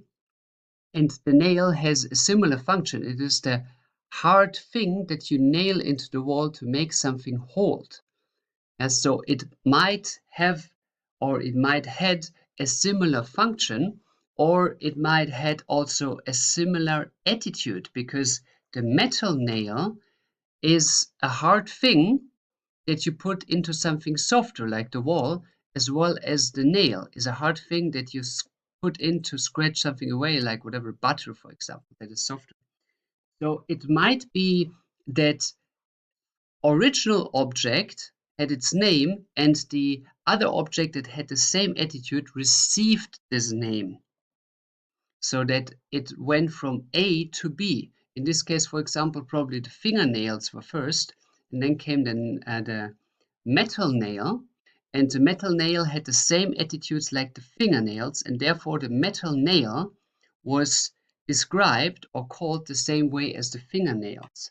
So that might be the reason why things have the same name, so they are metaphorically or pictorially having the same function or the same attitudes. Now, we are going to discuss now 4 categories of homonyms that I list for you to have examples and to understand how they actually work. First of all, we have homonyms that have rather the same article or a changing article in their name. Let's go with the same article first. These homonyms are numerous, so there are many homonyms, but I list here 5 very important ones for you to learn, which are the following. So, first of all the homonyms that you see now share the same article. So, die Bank can mean the bank financially, where you bring your money, where you keep your money, and the bench to sit on, the bench in a park. And both are called die Bank. They have the same article die, the female. So the financial bank and the bank to sit on. So now why is the financial bank called after the bank to sit on, or vice versa? It might be because the money is literally sitting on a bank, like in a trésor, in a safe in the financial bank. So it might be that this metaphor of you let the money sit led to the expression of the financial bank. Then we talked about the nail, which is the fingernail, and the nail to hammer into the wall. The origin might be, as we said, the nail to hammer into the wall is also something hard like the fingernail, and that's why it was called like the fingernail. So both of them are der Nagel. And we have das Schloss, which can mean the lock, to locking up something, like you need a key, to delock it, to unlock it. Or it means a chateau, which is a castle, like a castle. A Schloss is a castle with less defense purposes, more for enjoying the time, like a resort of aristocrats in ancient times. So why are these connected with each other? It's simply the lock, to lock something up, is in the chateau, you also lock yourself up. You lock your treasuries up, you also lock yourself up from society, so you are separated from the regular people. Then das Gericht can have 2 meanings. It can mean the court in a jurisdiction way, you go to court, there is the lawyer and the judge sitting, or it means the meal. Now, what they have in common, I can't say, but my first guess would be that if you went to court in ancient time and you were receiving death penalty, then there is this German saying of you get your last meal, das letzte Gericht, which means you get some good food before you are killed, executed. Might be connected with this. By that. So die Decke means the blanket to sleep. You put a blanket over you to get it warm. But it can also mean the roof. And both are having the function of something is put on you to protect you. Like the roof, like the ceiling, is above you to protect you against rain and cold and snow. And the blanket has the same function. It warms you up. It's above you. So die Decke has also, therefore, a very clear metaphorical meaning. So there are endless more of these, but these are by far the most important that I see in the all-day life being used. So these 5, or in that case 12 meanings, 10 meanings I would learn by heart. They are very useful. Then we're coming to those ones who are changing the article, which are these 6 ones. So as you see, these nouns are the same nouns in a written form, but they change the article from die to der, for example. So if we have die Leiter, it means the ladder to climb up. And der Leiter means the leader, the organizer. So why they have now different articles, that's unknown, that's historically grown, but the metaphor behind it is again very similar. The ladder is to go up, and the leader is also there to go up, to go in front of everybody, to do he's supposed to do the first things, or to be the leading role, so he's higher up. Then we have die Steuer und das Steuer. Das Steuer means the steering, which is the basically the control mechanism to drive a car or a ship. So das Steuer is what you grab your hand on to direct the vehicle. So the steering is to direct something, or specifically to direct a vehicle. Now, die Steuer means the tax, so the money that the state takes, and both of them have practically the same idea. It is that the steering is directing the vehicle, while the Steuer is directing the economy or the state's actions. So with the Steuer, you can basically control the direction of the economy, or at least influencing it. Die Steuer. You have also the verb steuern, which means to control something in a way of to direct the direction. Das ist steuern. That would be more the verb of das Steuer, the steering. And then you have also the word of besteuern. Besteuern means to tax something. If you want to know why be has now a different meaning, then please check out the chapter of the prefixes, where you learn everything about how the prefix, these two letters here, are changing the meaning of the word. And to make this short here, if you put a B in front of a word, then it has a social aspect, a social impact. So steuern means to navigate, to control, and besteuern means to tax. So it is basically to navigate the economy or the people. So it is a social aspect of to navigate. So that is the tax and the steering. Now we go to die Taube and der Taube. Die Taube is the pigeon, the animal that flies, and in mostly living in cities. And der Taube is the deaf person who cannot hear. He is not able to hear anything. Now, why are those two connected? My guess is that if you see the pigeons on the street, it sometimes makes you wondering that it seems like they don't hear anything. You're just walking next to them, you drive with machines next to them. It seems not to bother them at all. And that might be the picture that led to the idea that deaf have the same attitude, same physical attitude. They don't hear. Or the other way around. Maybe the deaf were first and the attitude of not hearing was seen with the pigeons as well, so that they got the name by that.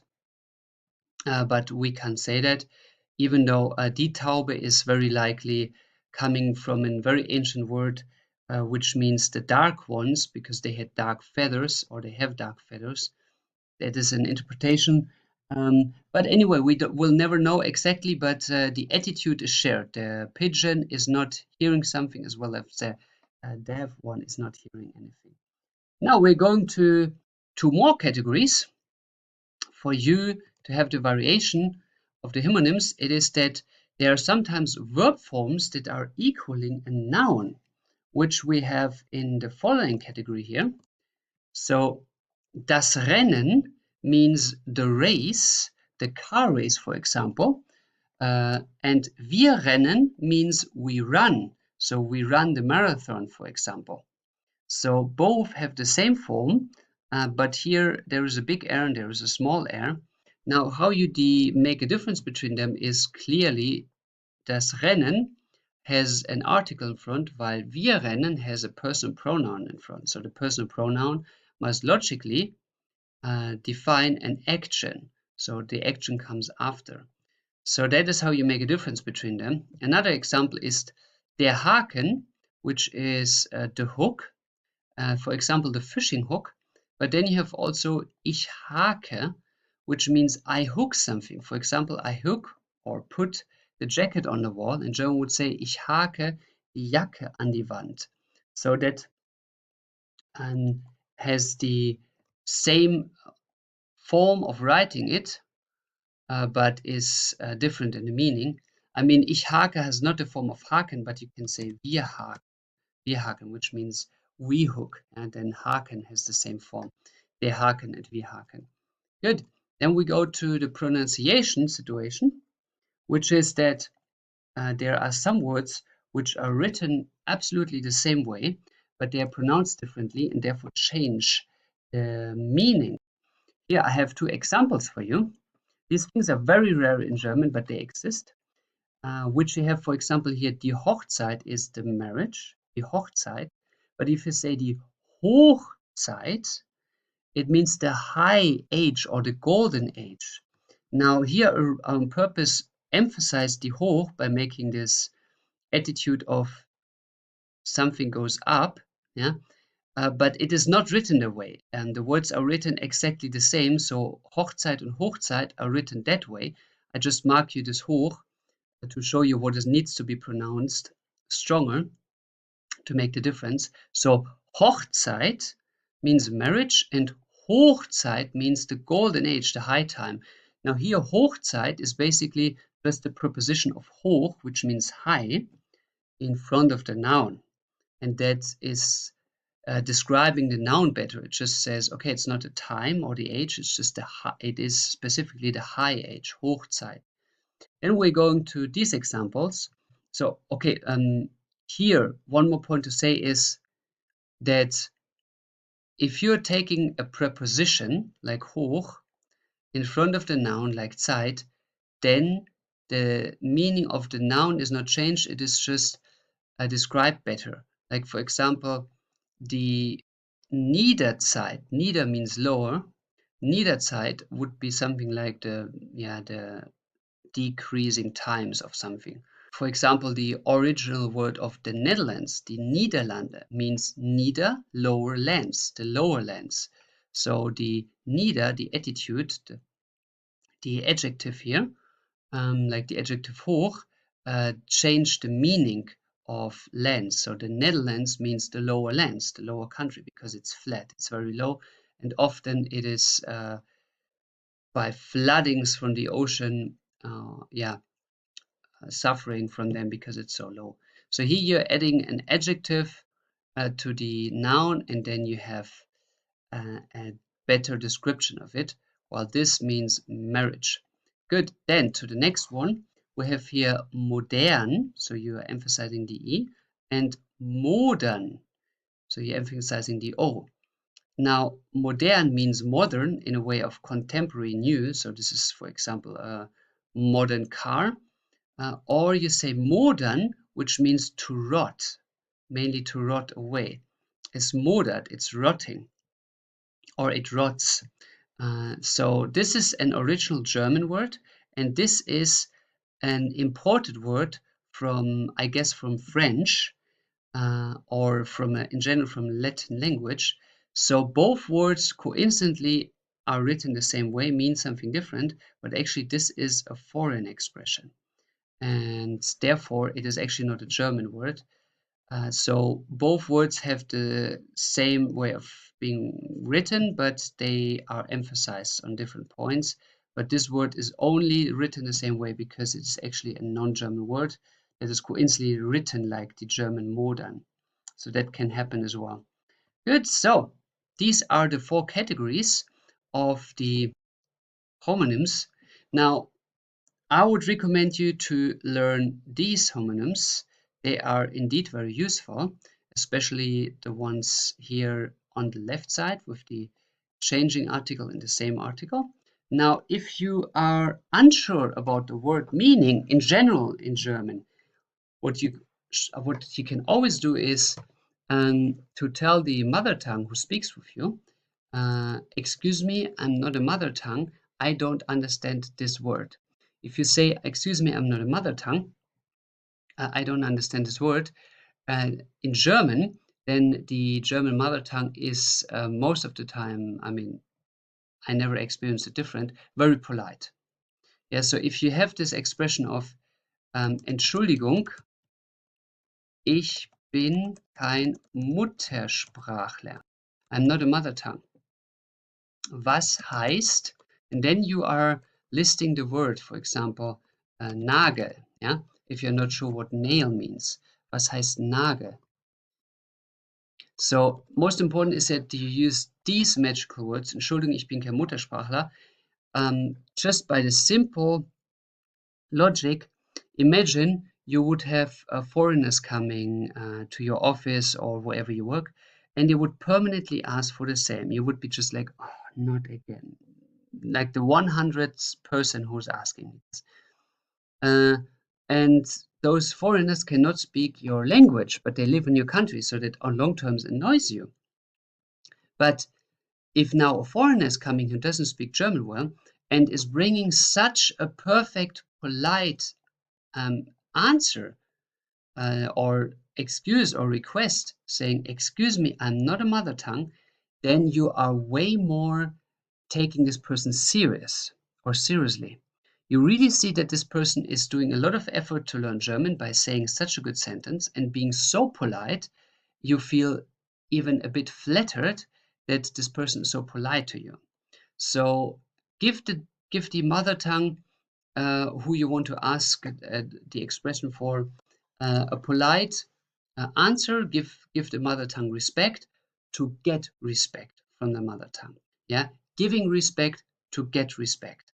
That is a formula that you can use all your life long in every situation. Giving respect to get respect. You first give before you are asking. That can definitely give the situation a big turn, and the mother tongue will very likely explain you in a polite and understandable way what the translation is or the meaning of it. So that's all you're supposed to know, and I now thank you for your time, and I would recommend you to not look up all the homonyms. That is just a huge list to learn, and most of them are not really in practical use, but to learn at least these ones here. They are very, very useful. Good. I hope that widened your horizon, and I'm looking forward to guide you into your next journey. Thanks for your time. I welcome you back on board today to solve the mystery when to use a capital letter in the German language. It is often very confusing for people when to write a letter big and when to write it small in the German language. So to make this easy for you, I took all the rules into just 4 packages that will make it very obvious for you when to use a capital in the German language and when not to write it. So let's go with the first package. That is everything that is a noun, and all the names are written in capital letters in German.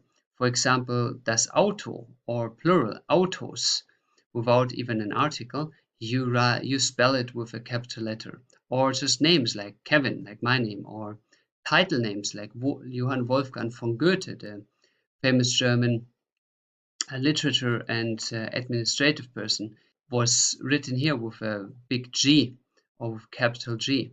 Or names like the cars, Mercedes, or historical names like the First World War, the Erste Weltkrieg, are written in big letters. So everything about the noun and names is always in big letters. Let's go already to the second package. That is, at the beginning of a sentence, you always write capital letter. It doesn't matter what it is, what word it is. The first word, the first letter of any sentence is in big letters. For example, der Mann geht nach Hause. So der is with a big letter.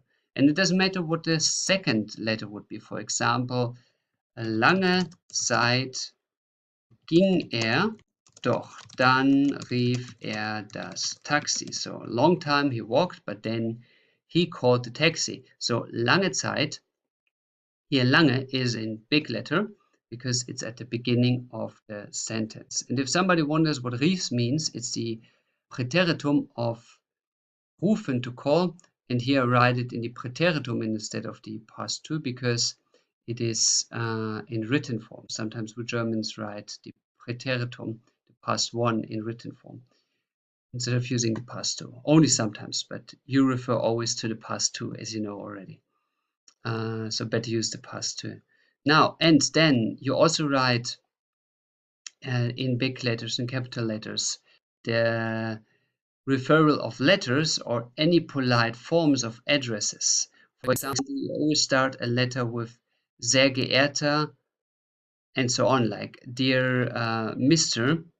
And then it is with ich schicke Ihnen anbei. So ich, so anything that starts here after the comma is written with a big letter. How to write the most, or let's say the culturally best ways of addressing an email or letter like this, you find out in the lecture about the comma. So check out the lecture about the comma, how to start an email or a sentence in a letter in the German language, the best way. Okay, and then any polite form of address, like Sie, ihr, ihnen, for example, or anything in a polite form, you just start with big letter. So that would be the you, the formal you, and the yours in the formal way. Okay, so this is the second package. Now let's move quickly to the third package. Let's make it easy. The third package here is anything about time-related parts of the day. So whenever you have these things in front of these words, then these words are in big letters. So am Morgen, like at the morning, for example, or vorgestern, gestern, which is yesterday, or heute, today, or tomorrow, morgen, or the day after tomorrow, übermorgen.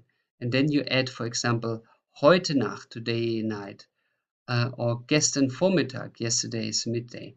Morgen Abend, you write in big letter, or übermorgen Nacht, you write in big letters. Whenever one of these words comes in front and that follows, then these ones are written in big letters. It is like am Morgen at the morning, or in the morning hours, or in the morning in English. So this is written with a big letter.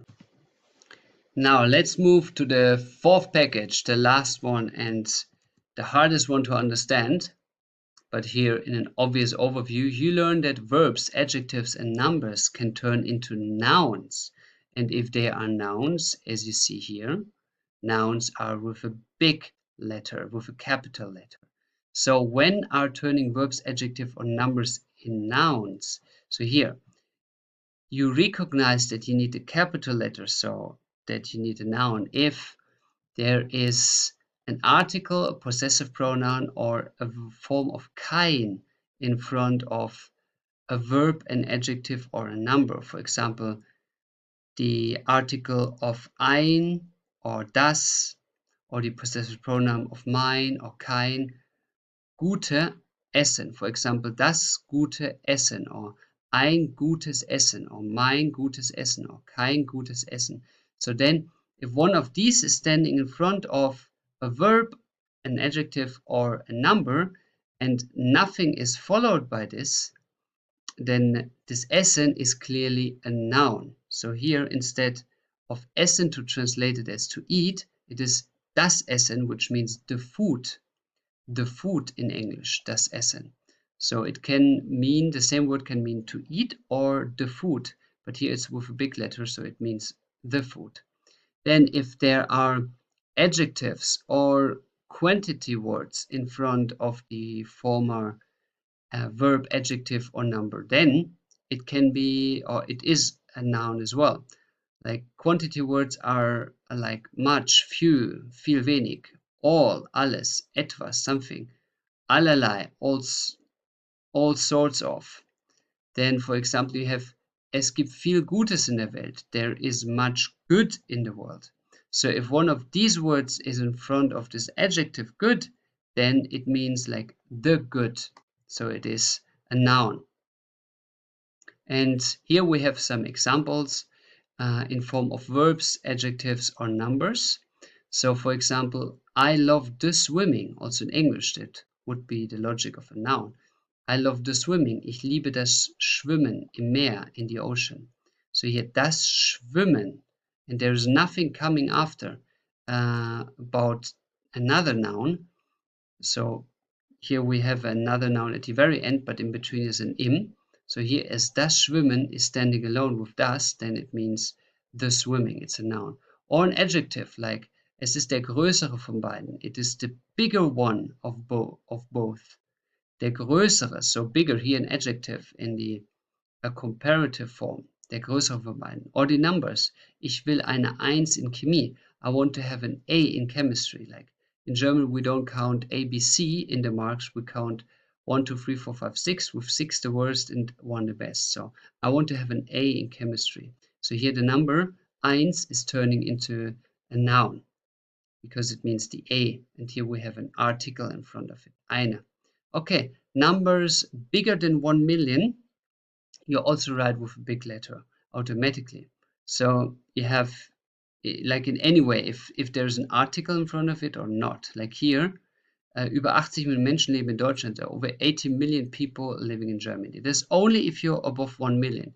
If you, for example, say over 8 people live in Germany, like über 8 Menschen, yeah, or let's say 8,000, 8,000, then you spell it together and in small letters. Only when it starts above million, then you're going into the capital letters. Okay, and that's it. These are the 4 aspects of the German language, writing big capital letters. And that's all. So it's not that complicated. You just need to get used to. With the most complicated thing here is the last one probably, with some verbs, adjective, or numbers can be nouns, but it is clearly because you have articles in front of them or any kind of measurable word.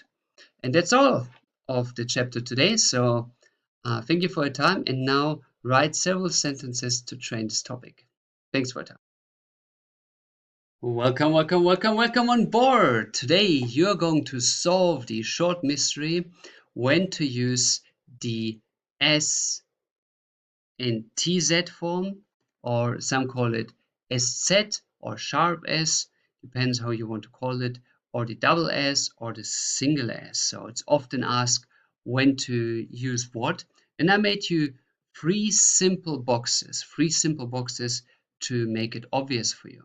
The first box is when to use the double S, which is basically after a short vowel appears, then appears a double S, or vice versa. The double S makes the vowel short that is standing before the double S. So for example, we have now always 3 examples, 1 noun, 1 verb, and 1 adjective to confirm that. So the river in German, der Fluss. So check here, Fluss is very short, yeah? Fluss. If you have a normal U, as you know from, for example, Uhr, the clock, die Uhr. So it would be it's long, while here Fluss is short. If you would put the long U here, it would sound like Fluss, but it's not Fluss, it is Fluss. So the U is very short, the vowel is very short here. Then we go to muss, same logic. Here we have an like the verb must, the mother verb, or nass, wet, nass. Same thing, it's a very short vowel, so in this case the A. For the second package, we go to the what I would call the normal S. So how you pronounce just one S. That is here, for example, the journey, die Reise, or lesen, or tausend. So this is a normal Z, tausend, Reise, lesen. Compared to the long S, which is the SZ, that is now a very long vowel in front of it, which is Spaß, which is the fun. So you hear clearly with Spaß that the vowel here, the A, is long. Spaß. Now that is because there comes the SZ at the end, or vice versa. You can say there comes an SZ because of the vowel being long. But just it is very hearable for you. Spaß. Then here Reise and Fluss. Or you can compare nass with Spaß. Spaß, nass. Clearly distinct from each other. The one is long, the other is short. The same here with stoßen, stoßen, that is to bump, or groß, groß, that is big. So these are the three differences of three types. The one has a short vowel, the other has a long vowel, and the S feels completely different, which is in between, like with Z, Reise. And here it is S, and here it is Z. Yeah? So clear distinction in the pronunciation. Now, often asked is also the pronunciation of the S and P. So let's do this here as well. How to especially pronounce the S and P. So that is in German a sh, p, sh, p. So you pronounce like a SCH and then a P in addition. For example, you have das Spielzeug, the toy. So it is das Sp, Spielzeug, das Spielzeug. Or springen, the verb.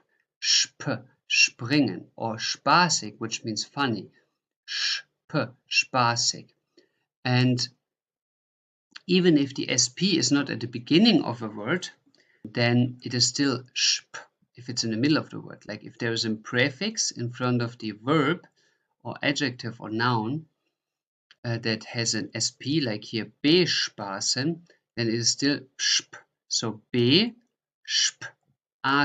bespaßen. Yeah. So if it's in the middle of the word, that does not change anything in the verb. Good. Then we're coming to the pronunciation of the ST that is often asked as well.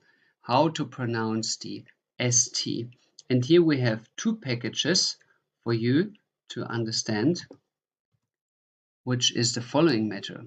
So first, if the ST is at the beginning of a word or if the ST is in the middle of a word, that's different in the pronunciation. For example, der Stahl, the steel, der Stahl. Or here, if it's in the middle of the word, like hysteria, which is a Greek original word, the Hysterie. So here we have a st, and here we have a st. So der Stahl. Der Stahl works similar like here. Here you have a SP, which is sp, and here you have an ST, which is st. Yeah, same logic. Both of them are sh. And then just a different ending. So der Stahl, the steel, or stehen, to stand, or ständig, permanent. Yeah?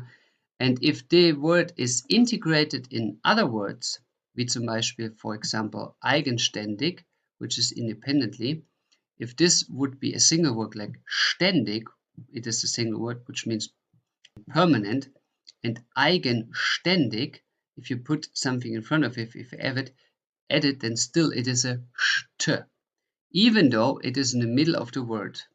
While if it's an own word, which has in the middle of the word an st, which is extremely rare in German language, for you just to know, it's extremely rare to find such words, yeah? Extremely rare case. Then you have it as a form of st, die Hysterie, or der beste Mann, the best man. Good, so these are all the forms of st and sp, and how to when to spell the ss or the s or the sz. Good, that's all to know about this. Thank you for our small journey, and now find some example in your life. I welcome you on board for the next lecture soon. I welcome you on board for today's mystery of how to know if a word needs der, die, or das. So it is a big question for most learners how to actually figure out if a German noun needs der, die, oder das. Now this is the topic of what we call der genus. Der genus comes from Latin and it basically means gender. So you see here, gen and gender has the same gen in it. Now, how to use der, die, or das is unfortunately no universal rule, no logic. So that means There is no way of having one rule to understand when a word has der, die, or das in German to determine the gender in the German language. There is no rule. Therefore, what I always recommend is, it is hard, but just learn every word. That is best done passively by speaking with German mother tongues and by reading books and watching movies. In a long time, you automatically remember if you need a der, die, or das for the word. But if you're not satisfied with this answer to learn all of them, then I can at least provide you with a hint of two aspects for you to guess, not to know, but to guess what word needs what article, what gender. So there are two aspects that give you a hint what gender the noun is, but it is not a 100% rule. It's not a 100% rule. I repeat, it is just a hint that gives you higher chances to understand if the word is male, female, or neutral, but there are so many exceptions that it is not a rule. Therefore, we now divide the board in between male, female, and neutral to analyze these aspects. The first aspect of the two is the ending of the word can hint the gender. The ending of the word can, not to 100% will, hint the gender. So if you have certain endings on a noun, then there is a higher probability that this noun is following the logic of specific gender, but it is not a 100% proof. That means there are so many exceptions that this is not a rule, but just a hint for the majority of the words. For the male, the endings would be the following. Here you see a column that I made for you. Here on the left side are the endings. There is one example, and then there is a comment. So if you have, for example, the endings of A and T, then in this column here, these are all male words. For example, der Musikant, the musician, then it is most of the time der. Most of the time, not always, most of the time. These are often professions, and they are male. The same goes with the ending ast, like der Gast, the guest, is most of the time ast ending is male. The same goes for el. If the word ends on el, it's most of the time, or precisely 60% of the time, it is a male word. Or if it ends on er, often also professions or social roles or titles like profess, for example, Elektriker, the electrician, which is a profession, then it is a male one, like der Jäger, the hunter. 60% of those nouns with er ending are indeed male. The same goes with en. Here we have even 80% of these nouns are male. For example, der Zement, the cement. Nouns that end with ich are often male, like Teppich, the carpet, ending with ig, like Essig, the vinegar, ending with ling, like der Schwächling, the weakling, ending with mus, Materialismus, the materialism, ending with or, with der Moderator, the moderator, or us, der Sozialismus, the socialism. These are most of the time male words, but it is not 100% guaranteed because there are so many exceptions. Good. Then we have another type of ending for the females, which are here listed in the following. So we have everything that ends on a is most of the time female, like die Kamera, the camera, or ans, the arrogance, the arrogance. Words with ans are very exceptional, very rarely, and mostly have the origin of Latin and Greek. The same with word endings like ens, like the conference, die Konferenz. While the German words of I, the butchery, die Metzgerei, is also often female. Then you have Heit, wie die Gesundheit, the health, I, that is by far the most female used ending. 90% of words that end with I are female. Important exception is here der Junge, the boy. Ends with an I, but is male. But the absolute majority of ending with I is female. So this is something that you can really keep in mind. If it ends on E, it is very, very, very, very likely a female word. So this is something you can almost keep as a rule in your mind. If you don't know if the word is female, then just check if it's E ending, and if it's an E ending, then it's very likely female. If the word is ending on ik, then it is very likely also female, like the word pedagogy, die Pädagogik. Or if it ends with en, then it is often female, like die Prinzessin, the princess. En is most of the time also used for female professions. So if you have der Arzt, then you are ending an en and most of the time add an umlaut, and then you change the article to die, and you have then the female form. So die Ärztin, that is to form professions, you're adding an en, and then it is most of the time a female form of the profession. So this is for female profession forms, very common. Other example would be, for example, let's say der Pilot, the pilot, and then you're just adding an in. It's like die Pilotin, die Pilotin. So then you have a female pilot. Okay, and good. Then we go with die Nation, Ion, the nation, often female. Then Keit, die Höflichkeit, the politeness, often female. Schaft, Wissenschaft, the science. Tät, Realität. Umgebung, Kultur. So you have reality surrounding a culture. If these are ending with these endings, then it is most of the time female. Now let's go to the third one, which is a bit smaller. That is the neutral one. The neutral ones are ending often with the following forms, which are listed here for you. You have chen, like das Mädchen, the girl, which is most of the time neutral if it ends on chen. These are all diminutives, which is the sweetening form of a word. You learn about the diminutives in another chapter. Check it out to understand the concept fully. The same is with lein at the end of the word, like das Hündlein, the little dog. It's also diminutives, and all diminutives are automatically neutral.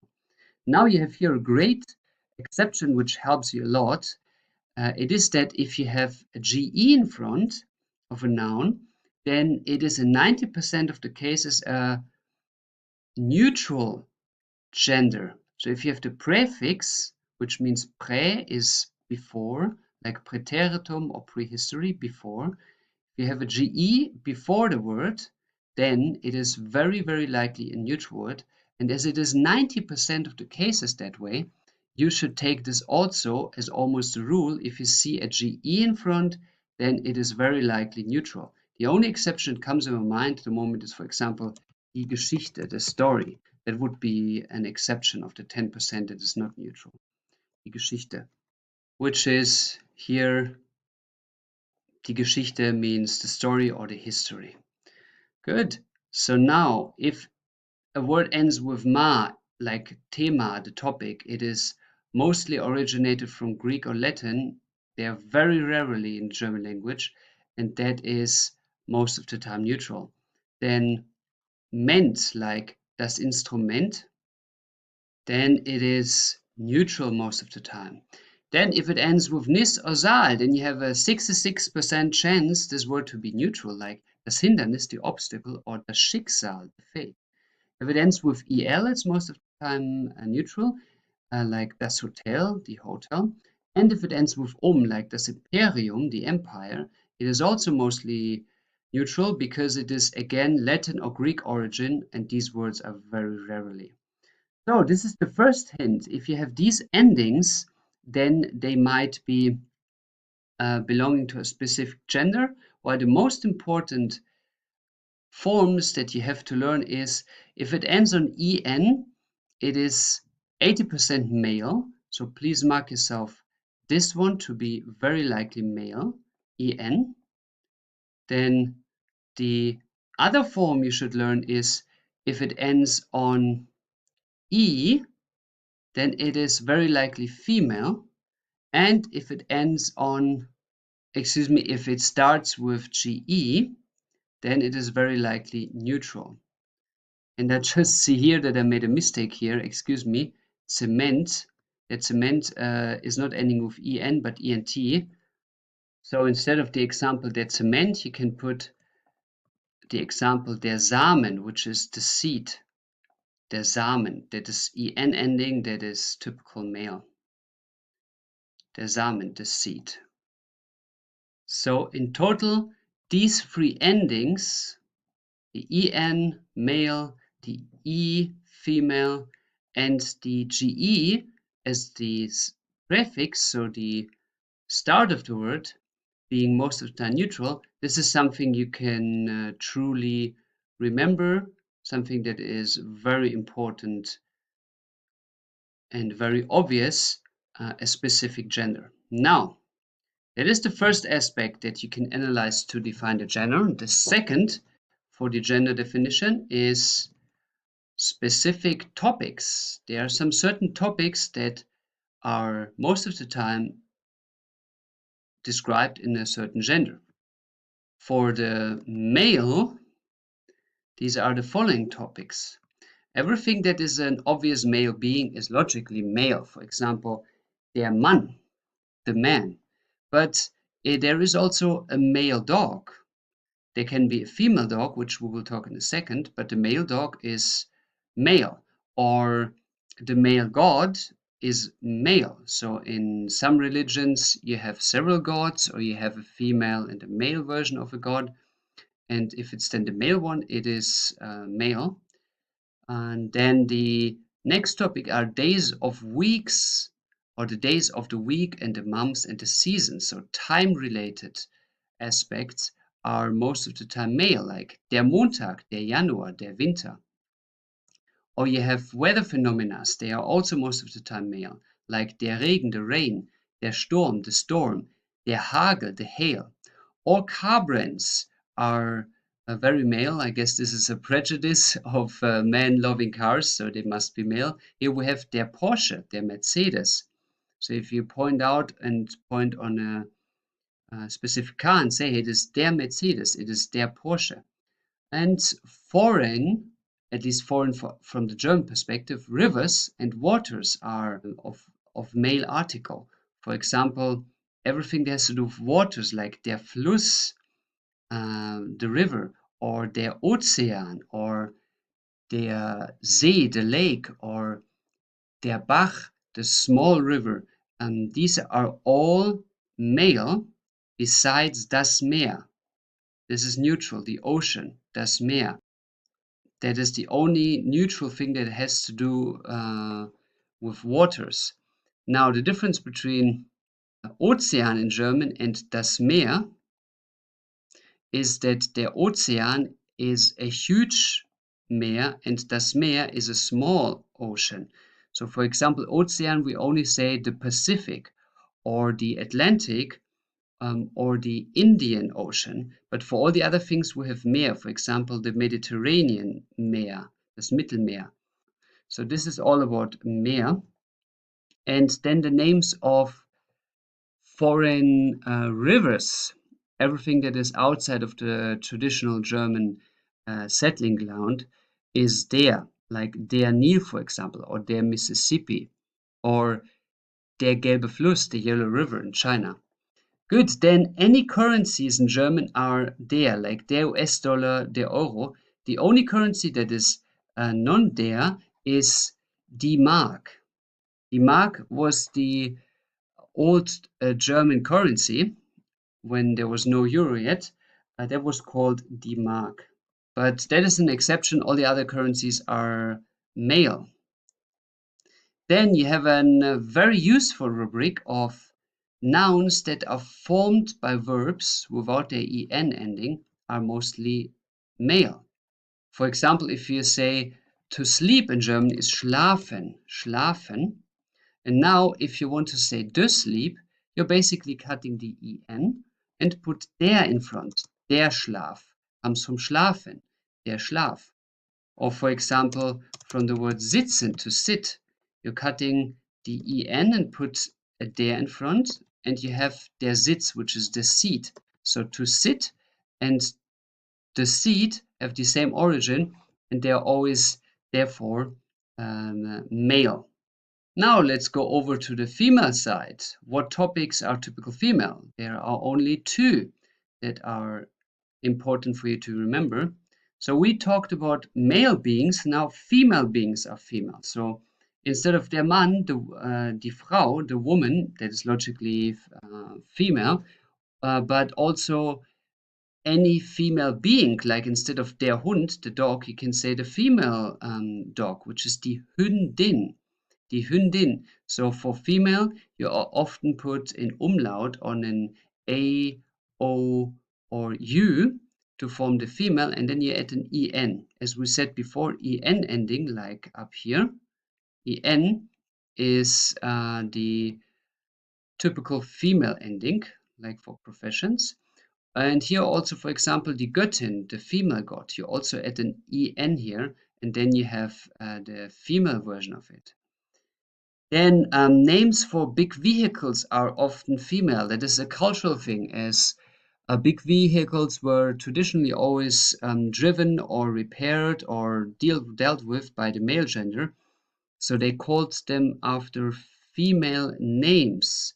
For, well, you cannot really say that's a mentality thing, that's just a cultural thing of the man often associating with this vehicle as their partner, like they associate with the woman. So a typical ship captain would give his ship a female name because it is mentally oft perceived as his partner he deals with on the all-day life, and often that he also loves. That is, for example, a ship captain then gives a female name like to a ship, like it would be his wife. So that would be, for example, the Titanic, or in the same goes for planes, which is the Spitfire, which was an English airplane in the Second World War used. So the German gave it also a D, even though it's not German plane, they called it D. So these two topics are most of the time female. Now we go to the neutral perspective, which is everything that is a young being is most of the time neutral. Like, for example, das Mädchen. Das Mädchen as a young girl is neutral because she is of a young age. Der Junge is also of a young age, the boy, but culturally he's perceived male because in ancient time, from the age of 15 on, you were perceived as a man and had to fight in wars, so that was your duty. So therefore, der Junge is male and das Mädchen is female. So it is, for example, also non-human beings that are young are neutral, like das Fohlen, which is the fowl, which is the young horse. And also neutral are here any form of metals, like das Gold or das Silber, the gold or the silver. The only exception that is important for you to know is here the bronze. The bronze is a female, die Bronze. Good, then we have public buildings. They are also neutral, like das Café, das Kino, das Hotel, das Rathaus, Rathaus Citizen Hall, Kino, Cinema. But the exception here is die Bibliothek, the library, that is female. So these are hints how to use the endings or certain topics to understand if it's male or female, but it is all a hint. It's not a rule. It's very unprecise. But what you can have as a rule of the thumb is if you have loan words from English, then the English word adopts the native German equivalent article. For example, das Telefon is the German word. Now, das Smartphone is also neutral. It's like the English version of the phone. In nowadays, phones are mostly smartphones. So das Telefon is giving das Smartphone the article. So if you take an English word that has a German counterpart, then the English word has the article of the German counterpart. For example, der LKW which means Lastkraftwagen, which means weight power wagon, is in English the truck, and in German you would just say der Truck, the truck. So that would be a loan word from English. So these are always given the German counterpart here. And here you have it. Here is the overview of the two aspects with their respected lists of how to define the gender, but it is not, I repeat, it is not a 100% rule. It's just a guess. That's why I always say, please keep in mind that you have to learn all of these words, and that is bestly done by passive learning. Now, another topic of this lecture was also as a side topic. Remember, if you have a profession that is male in its origin, and the most professions are just male mentioned, and you want to form the female out of this, then you just add an en at the end. For example, der Doktor, then you're just saying die Doktorin. If you want to have a female, then it is die Doktorin. That is how to turn it into a female version. And that's it so far. Here you have an overview now, and that might help you to identify if words are male, female, or neutral, but you still have to learn all of them, but that will happen automatically. The more you speak German, the more you will understand German, the more you will passively learn the articles. So, patience is the key, and I thank you for this journey, and I will welcome you for the next one soon. Welcome you on board. But did you ever see such a long word in your life? Donaudampfschifffahrtsgesellschaftskapitän.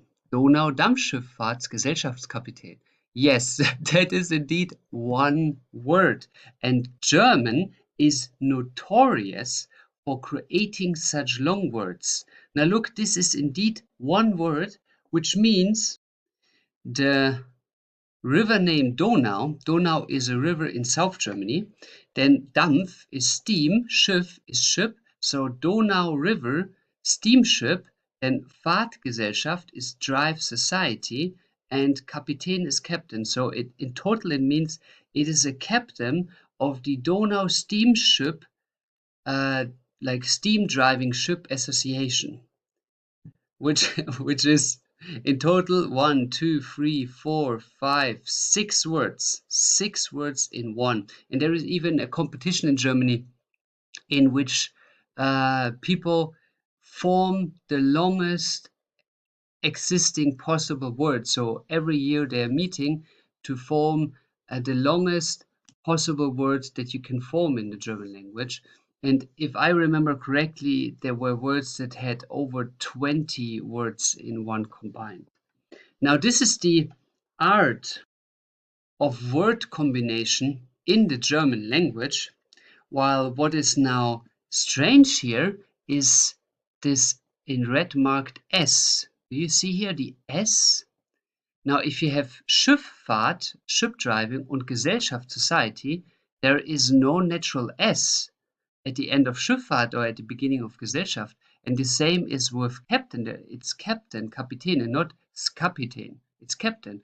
Gesellschaft is also ending with a T and not with an S. So what is this S doing here? That is the question that we solve today. It will be the time for you to know what the so-called linking S in German is about. The linking S comes in between words that are combined with each other, obviously. But it seems that in some places there is an S, and like here, Donaudampfschifffahrt, there is no S. So there must be a rule behind when to do an S combination and when not. Now, first things first, about die linking S, the official German name is the so-called die Fugen-s. Now, for you to understand what that is, die Fugen-s, Fuge, die Fuge means the space between two construction components. Die Fuge is the space between two construction components. This word Fuge is nowadays very rarely used, and I personally actually know it in one occasion.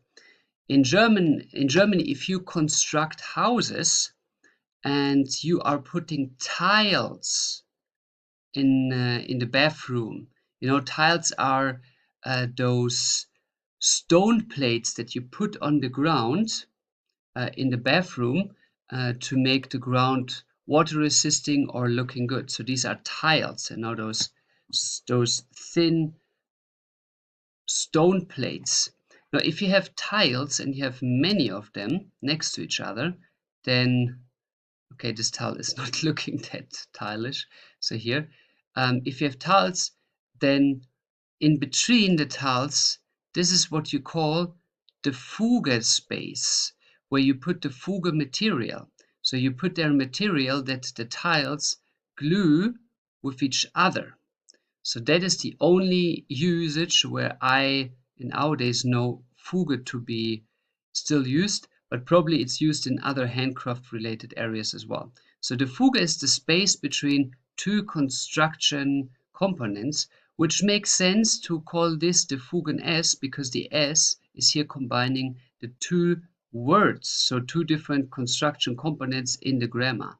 And Fugen can also be related to the verb fügen, which means to put, or einfügen, which means to insert. So to put one tile next to each other and to insert in between. That is logical to remember. So this is the German name of the linking S. But most important for you is to know when to use this linking S and when not to use the linking S. So for an overview for you to understand the rule of the linking S, let's have a short to understand when to use the linking S, so when to insert an S on the left side and when not to insert an S when you combine words. Again, you see here between Dampf, Schiff und Fahrt there is no S, so these would go now here to the right side, and between Gesellschaftskapitän there is an S, so this would go now to the left side.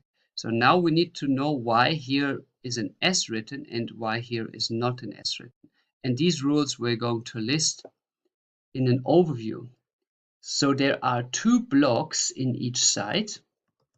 In the left side, the block with yes, we're using an S, is regulated by this following rule.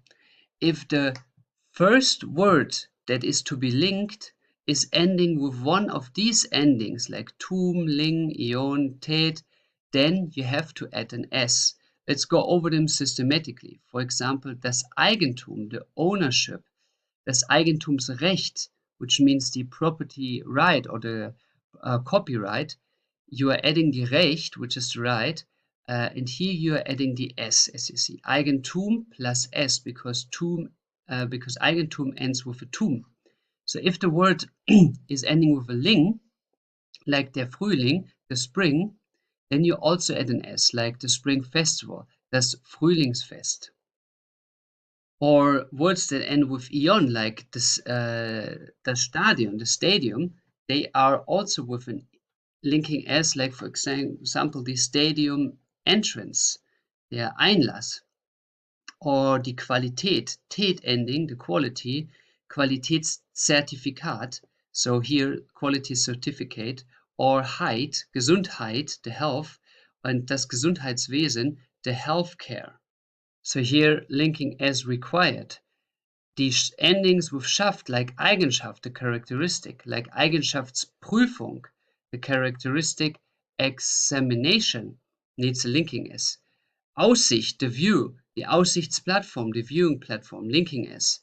UNG, Vergnügung, the pleasure. Der Vergnügungspark, the amusement park, needs a linking s. So if the words end with these endings, then it needs a linking s.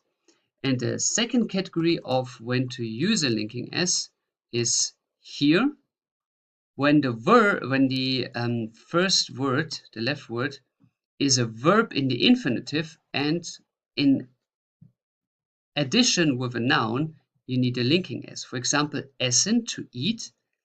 The joy of eating is essen. So you see here, you put this infinitive verb in here, essen.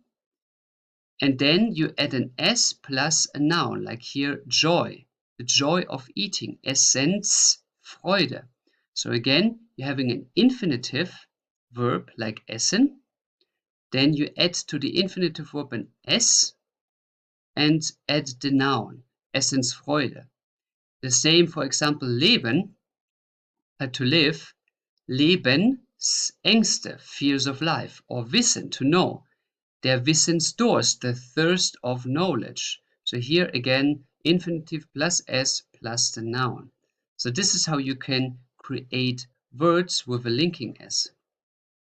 Now, let's go to the rules when to not have a linking s.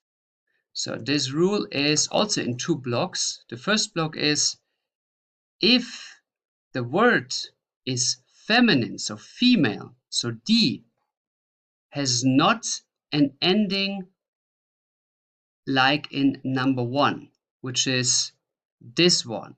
So if the word is female and it does not have an ending like in number 1, then it does not need a linking s. For example, we have the word die Kuh, the cow. So you see, die Kuh is female, and then it has not an ending like in one of these. So there is no tum, ling, ion, tet, and so on the end of Kuh. So that's why you don't need a linking s. For example, die Kuhglocke, the cowbell. There is no linking s in between. Or die Sonne. Die Sonne is female and it has no ending like tum, ling, ion, Qualität, and so on. So it does not need a linking s like die Sonnenuhr, the sundial. Or you have die Zeit, the time. Die Zeit has no endings like here in the first column. There's no Schaft, no Sicht, no ung, for example, at the end of Zeit. So the time, if you have the time machine, die Zeitmaschine, you don't need a linking s. Now we come to the last column when to not use a linking s, and this is for words that end with one of these listed endings. Here marked in colors are endings of words that do not require an s, a linking s. So if the first word ends with one of these, like with an er, el, en, or if you have sh, s, and so on, then you don't need a linking s.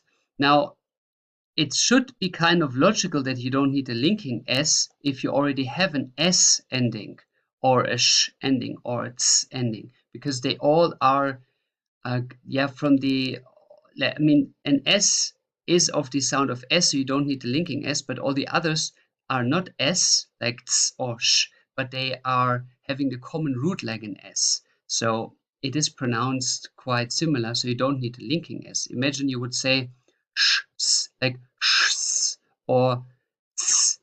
That would be with a linking s, would be ts. That makes no sound. Yeah, that makes no sense for in the German language. So that should be kind of logical. If the first word ends with one of these endings, then you don't need to put an extra s.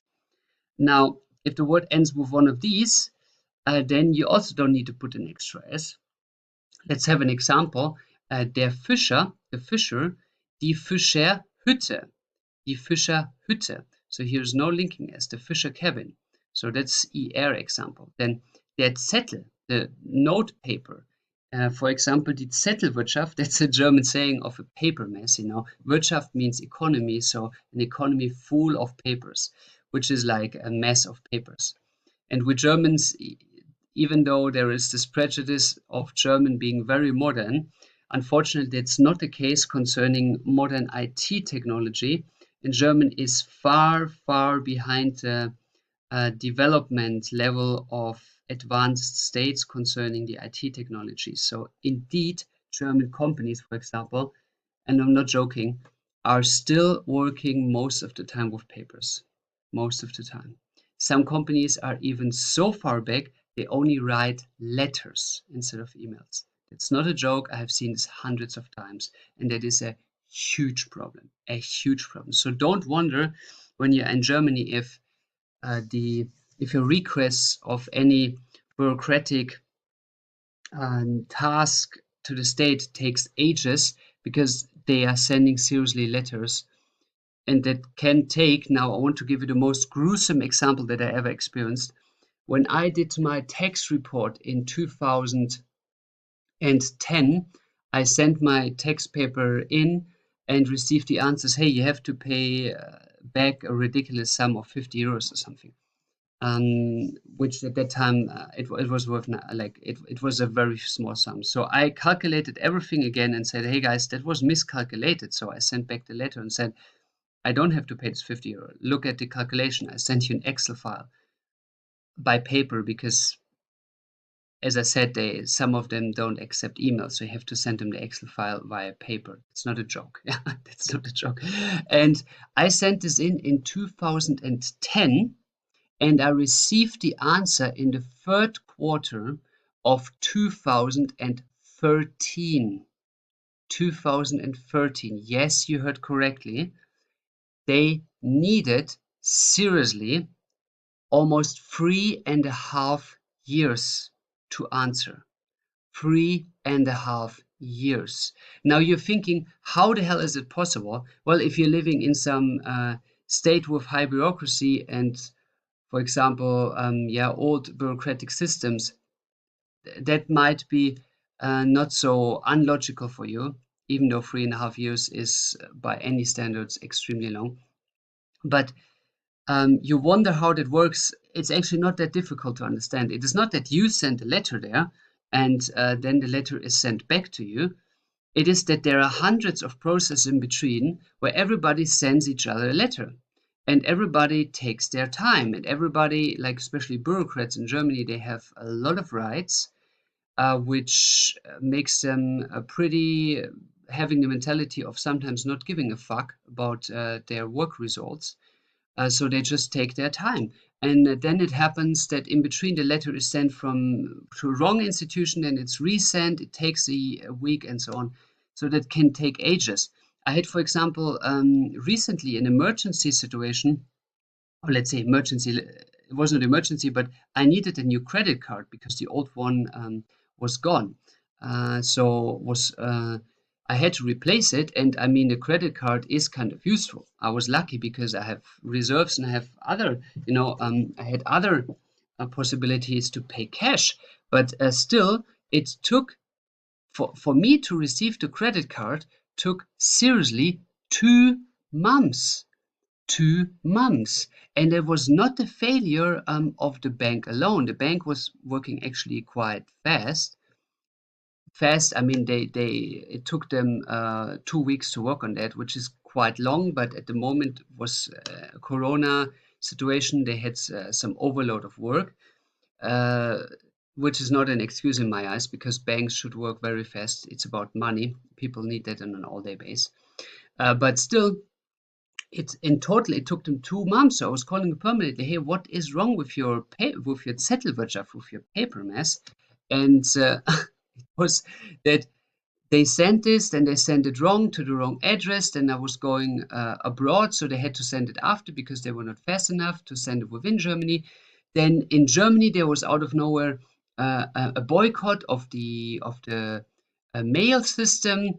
So they were on a strike, they did not work, so then the paper was not sent. Then I was again changing my location because I work internationally, and so at the end it ended up with 2 months.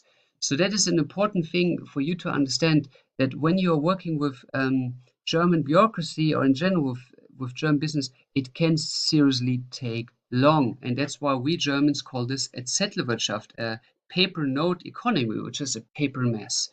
It can take ages. So don't wonder about this. This is unfortunately still the reality. And to put that in short, the German bureaucratic system, or the German to give information from A to B, is seriously, in the most terms, still working by the principle of the 19th century, which is paper is sent from A to B, and sometimes there's even a stamp put on, instead of using a modern encrypted e-system where you just receive an email. You have to confirm, for example, by a phone that you received the email, so that it says, yeah, encrypted system is confirming that you don't need any stamp or something. Yeah? So that is unfortunately still the case with German. So this is a paper mess. Good. Der Zettel, the note paper has an el at the end, so you don't need an s as a Fugen-s. Then die Arten, here in plural, the species, has an en ending, so you don't need an s, for example, biodiversity, die Artenvielfalt. Or neben has an en at the end, next to.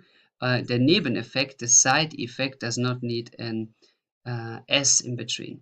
Now, these blue ones should alarm you, these blue endings, because here it says if there is an en ending, you don't need an s, but you just learned in the left column that here on the second one, if there is an infinitive plus a noun, then you have an s in between. And an infinitive always ends with en. So if an infinitive ends with an en and it needs an s here to form a combination word with a noun, why does it here say if a word ends with an en, you don't need an s in between? That is because this rule only applies if it is not a nominalized verb. So if this is not a verb, so the species is not a verb, or neben, next to, is not a verb, therefore it does not need an s. Yeah? The rule of having an s after an infinitive is only if this was truly an infinitive, a verb, and if it's not a verb, then it does not need an s. So for the last, we have der Fisch, the fish. So that clearly ends with one of these three, with a sh here in orange, and therefore der Fischhaken, the fishing hook, does not need an s. Good, that's all you need to know about the linking s. Now, this seemed to be overwhelming for you to remember all these rules, and that is true. That is absolutely true. It is very complicated to know when to use an s and when not to use an s. I was doing this wrong for years. So even if a mother tongue does it wrong for years, it is not for you obligatory to know when to use an s and when not. What I would recommend you is following. I mean, first of all, understand this principle, what this s is and why it occurs. After you understood that, then I would give you on your way this golden rule: do not create your own words, like your own linking words. Do not create such words like here by your own, because then you need to use all these rules, which are complicated. What I would recommend you instead is just listen to the mother tongues, listen to the Germans, and on long terms you will automatically catch some words that you will then realize you need an s or not. This is a matter of passive learning more than of active learning. The only thing you could actively learn by writing down vocabulary is some certain keywords that you really need for your job. For example, if you, let's say you work in law, then you need to know what Eigentumsrecht is. So write down all these words that you need and translate them by Google Translator. But for all the other words, do not learn them systematically. That's a waste of time. Just learn them passively by listening to Germans, and whenever you catch such a word, you write it down and you learn that on long term passively. So you don't need to invest time, because your time invested is learning all these words, all these forms, is seriously a waste. It's just too difficult. Yeah. Good. That's all you need to know about the linking s. Then I thank you for your time, and I hope this chapter made the topic of creating endless long words way easier for you to understand in German. Thank you for your time. I welcome you back on board today for a small lecture to understand what are the different forms of there in German. So pointing on someone and saying, there it is. So that is clearly a location point, but in German we have two expressions for this location point. There is an expression of da and dort. Now the difference between the two is that da is referring to close distant things and far to far, or like dort to far away distant things. So if the speaker says da and points on it, da, it means there, but it means in the sense of this close point. And if he points on dort, then it means on the far away point, which is very important to know that this is from the perspective of the speaker. So let's say the speaker stands here and he is looking on, let's say, a house that is nearby, and then there is a field here, and then there is a house far away, yeah, like here. So then the speaker says, da ist das Haus, there is the house. So he points on, he means this house, the closer one to him. And if he says dort ist das Haus, then he points about the far away point. Now that is important if you are standing next to each other, then the distance is probably the same. So you know da means this one, but it is important to understand this difference in case you are not next to the speaker, because let's say you're having a phone conversation and you are closer to this house, so you're far away. So that means that you are standing here. And then for you, this one would be the da and this one would be the dort. But now if you're on the phone with the guy, you're having your ring phone here and talking with each other, yeah? This guy also having his phone, then this person says da, and then he refers to this house, while for you, this house is dort. So this would be da from his perspective, and for you it would be dort. So that sometimes leads to confusions, because with modern technology we have the possibility to talk with each other from far distances, so we don't have the same perspective on things. So this happens rarely that this is mistaken, but by phone it could be mistaken, that somebody refers to da and meaning something that is close to him, but for you it is actually dort, it is far away. So always think from the perspective of the speaker what da means. Good. So this is the difference between da and dort. Now let's talk about some applications of this da and dort. So here, like a diamond shaped, there are different, but both of them use the same ending. For example, in applications of saying there too. In German it would be I go there is ich gehe da hin. You need to add a hin because a hin is a movement. Ich gehe da hin or ich gehe dort hin, which means I go there too. Like you cannot translate this to English with there too, but I go there. But this hin means to. Hin is therefore an movement which you also see in the question word of wohin, where to, wohin, which is clearly a movement, so it is an accusative. So where to is an accusative as well as dahin. So hin means to implies a movement, therefore it's an accusative. Now we can say dahin, which is close distance, and dorthin, which is far distance. The same goes with daher, which means from, like I come from.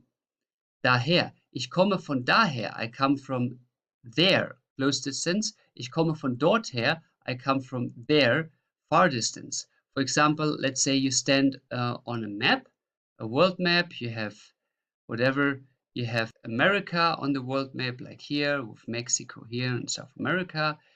and then you have on the other side of the world, you have, for example, India here, yeah. And if we are now standing in India, if we are in India, we're standing there, and we have this world map, and I say I'm from, for example, from United States, then I would say I come from dort her. Ich komme von dort her, because United States is far away from India, yeah. But if I say I'm coming from daher, close, let's say the next town in India, then it is the close distance meaning. So it means from daher. And important here is you need a von, which makes it automatically dative anyway. Ich komme von daher. I'm coming from there. So her is a non-movement, therefore dative, and is also related in the same sense with woher, where from, which is also automatically a dative. And that's all you need to know about there. Now do your trainings and point on things in your surrounding and say, ich gehe dahin, like I go to the next point, let's say the one that is 5 meters away from you, or ich gehe dorthin, which is far away from you. Now, if you have any more questions about pointing on things, the relation of their distance, saying this one, then have a look at this. Something we already talked about in the A1.2 package, where we talk about the comparison. But if you point on things and saying this one or that one, then in English, ironically, there is a difference between close and far. So this one or these ones, like singular and plural, that meaning close things, and that and those, like singular that one and plural those ones, that means far distance. So close distance and far distance in English. While in German, here, we don't have a far and close distance. So it's vice versa. We have, in English, you don't have a far and close distance for there, while in German you have that. But the other way around, for this one and that one, you have in English a far and close distance difference. In German, you don't. You only have these, which means this one. If it's far or close, there is no difference for us Germans.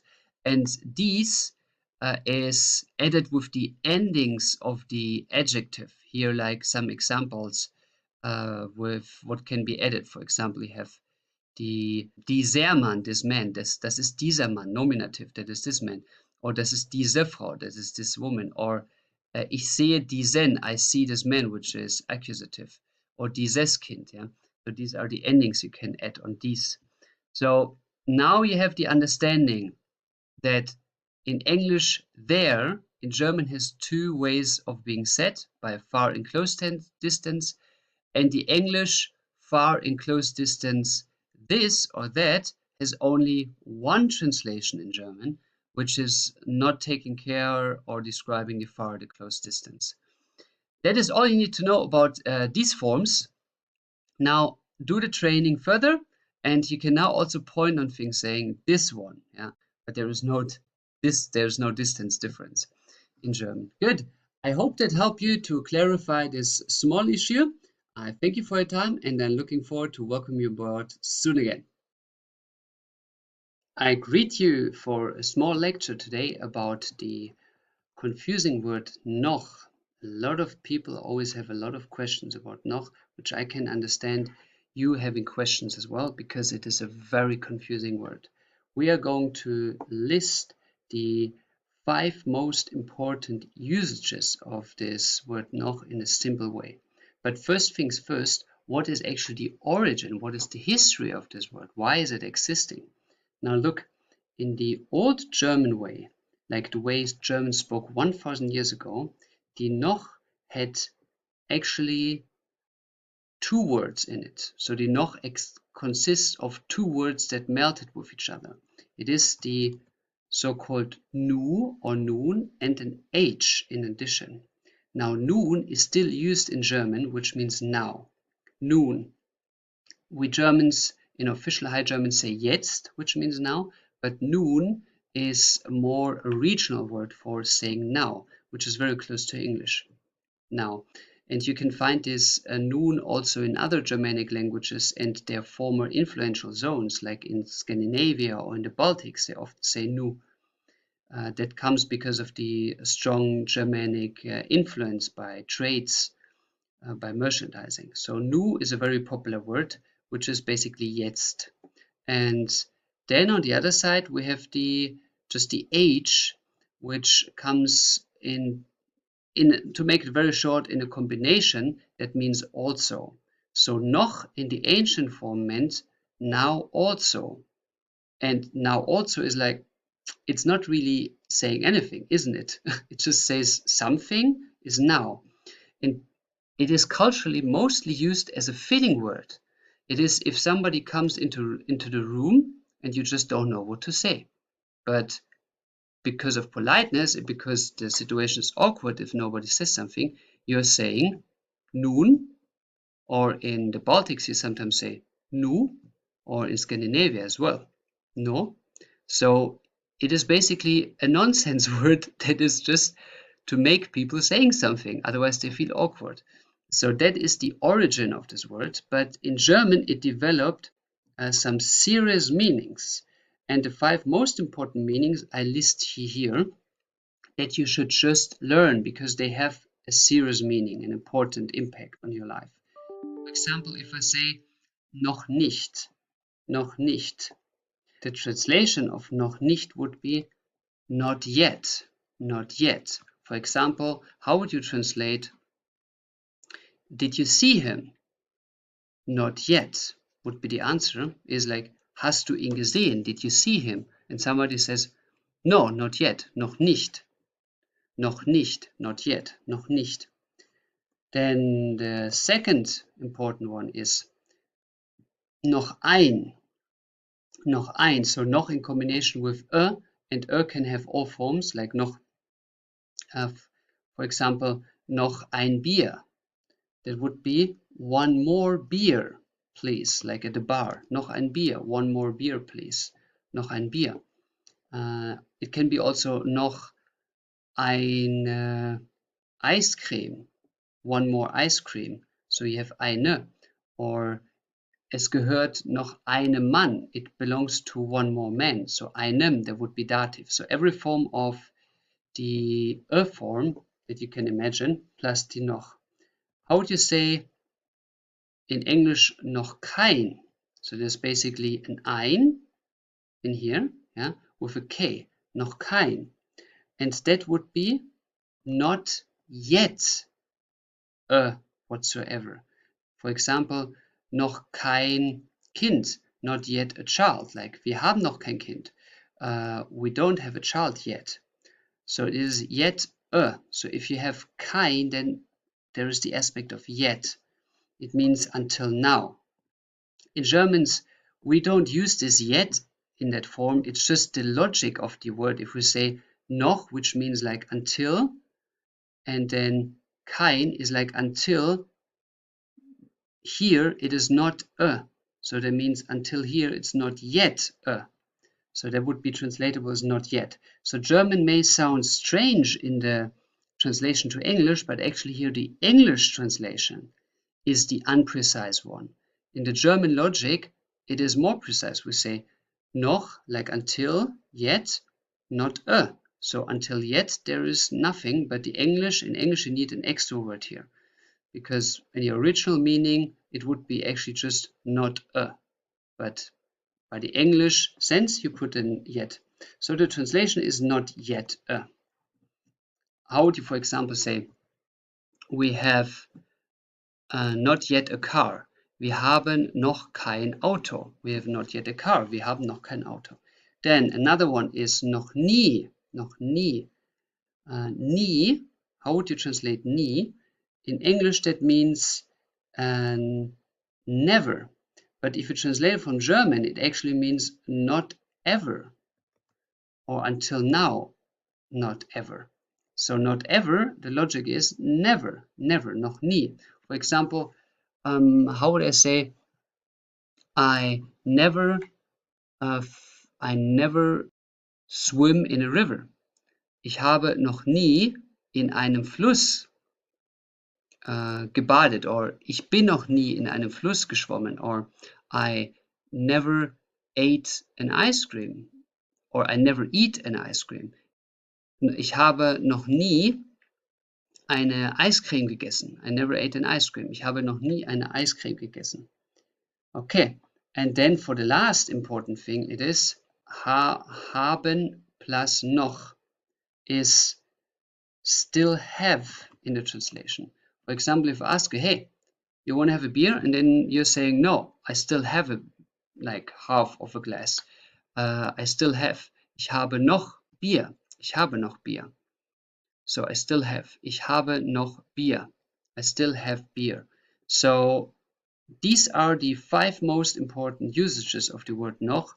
Now I would recommend you to write some sentences down to learn these and to learn them by heart, because you really need them. I write you some sentences here for you to remember it. For example, noch nicht. Ich habe noch, or let's say I did not see him yet. Ich habe ihn noch nicht gesehen. Ich habe ihn noch nicht gesehen. I haven't seen him yet.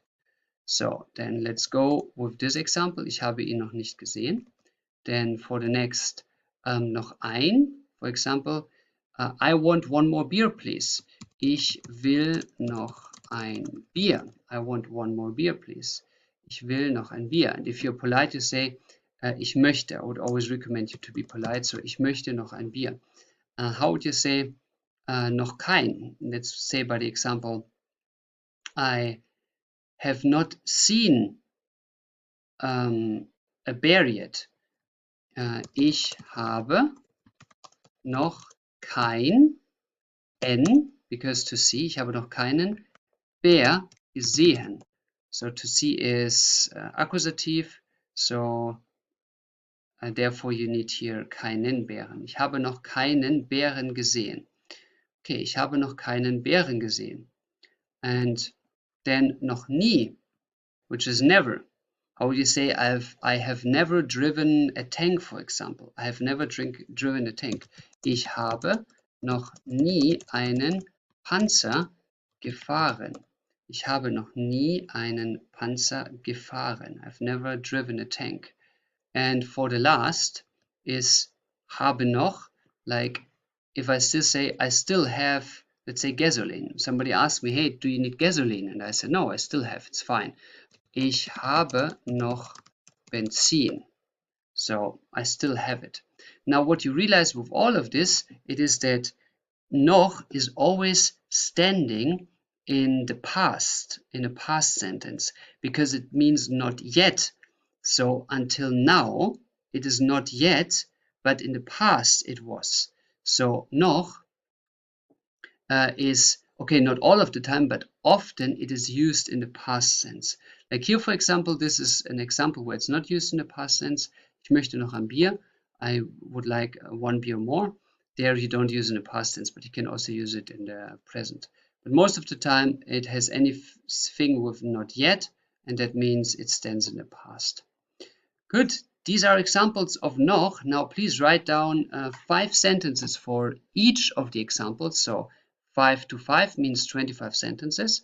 Write this over roughly 5 days, and then you will know the forms of noch by heart. Okay, I thank you for your time, and I hope this makes the very confusing noch easier for you. See you soon for the next lecture.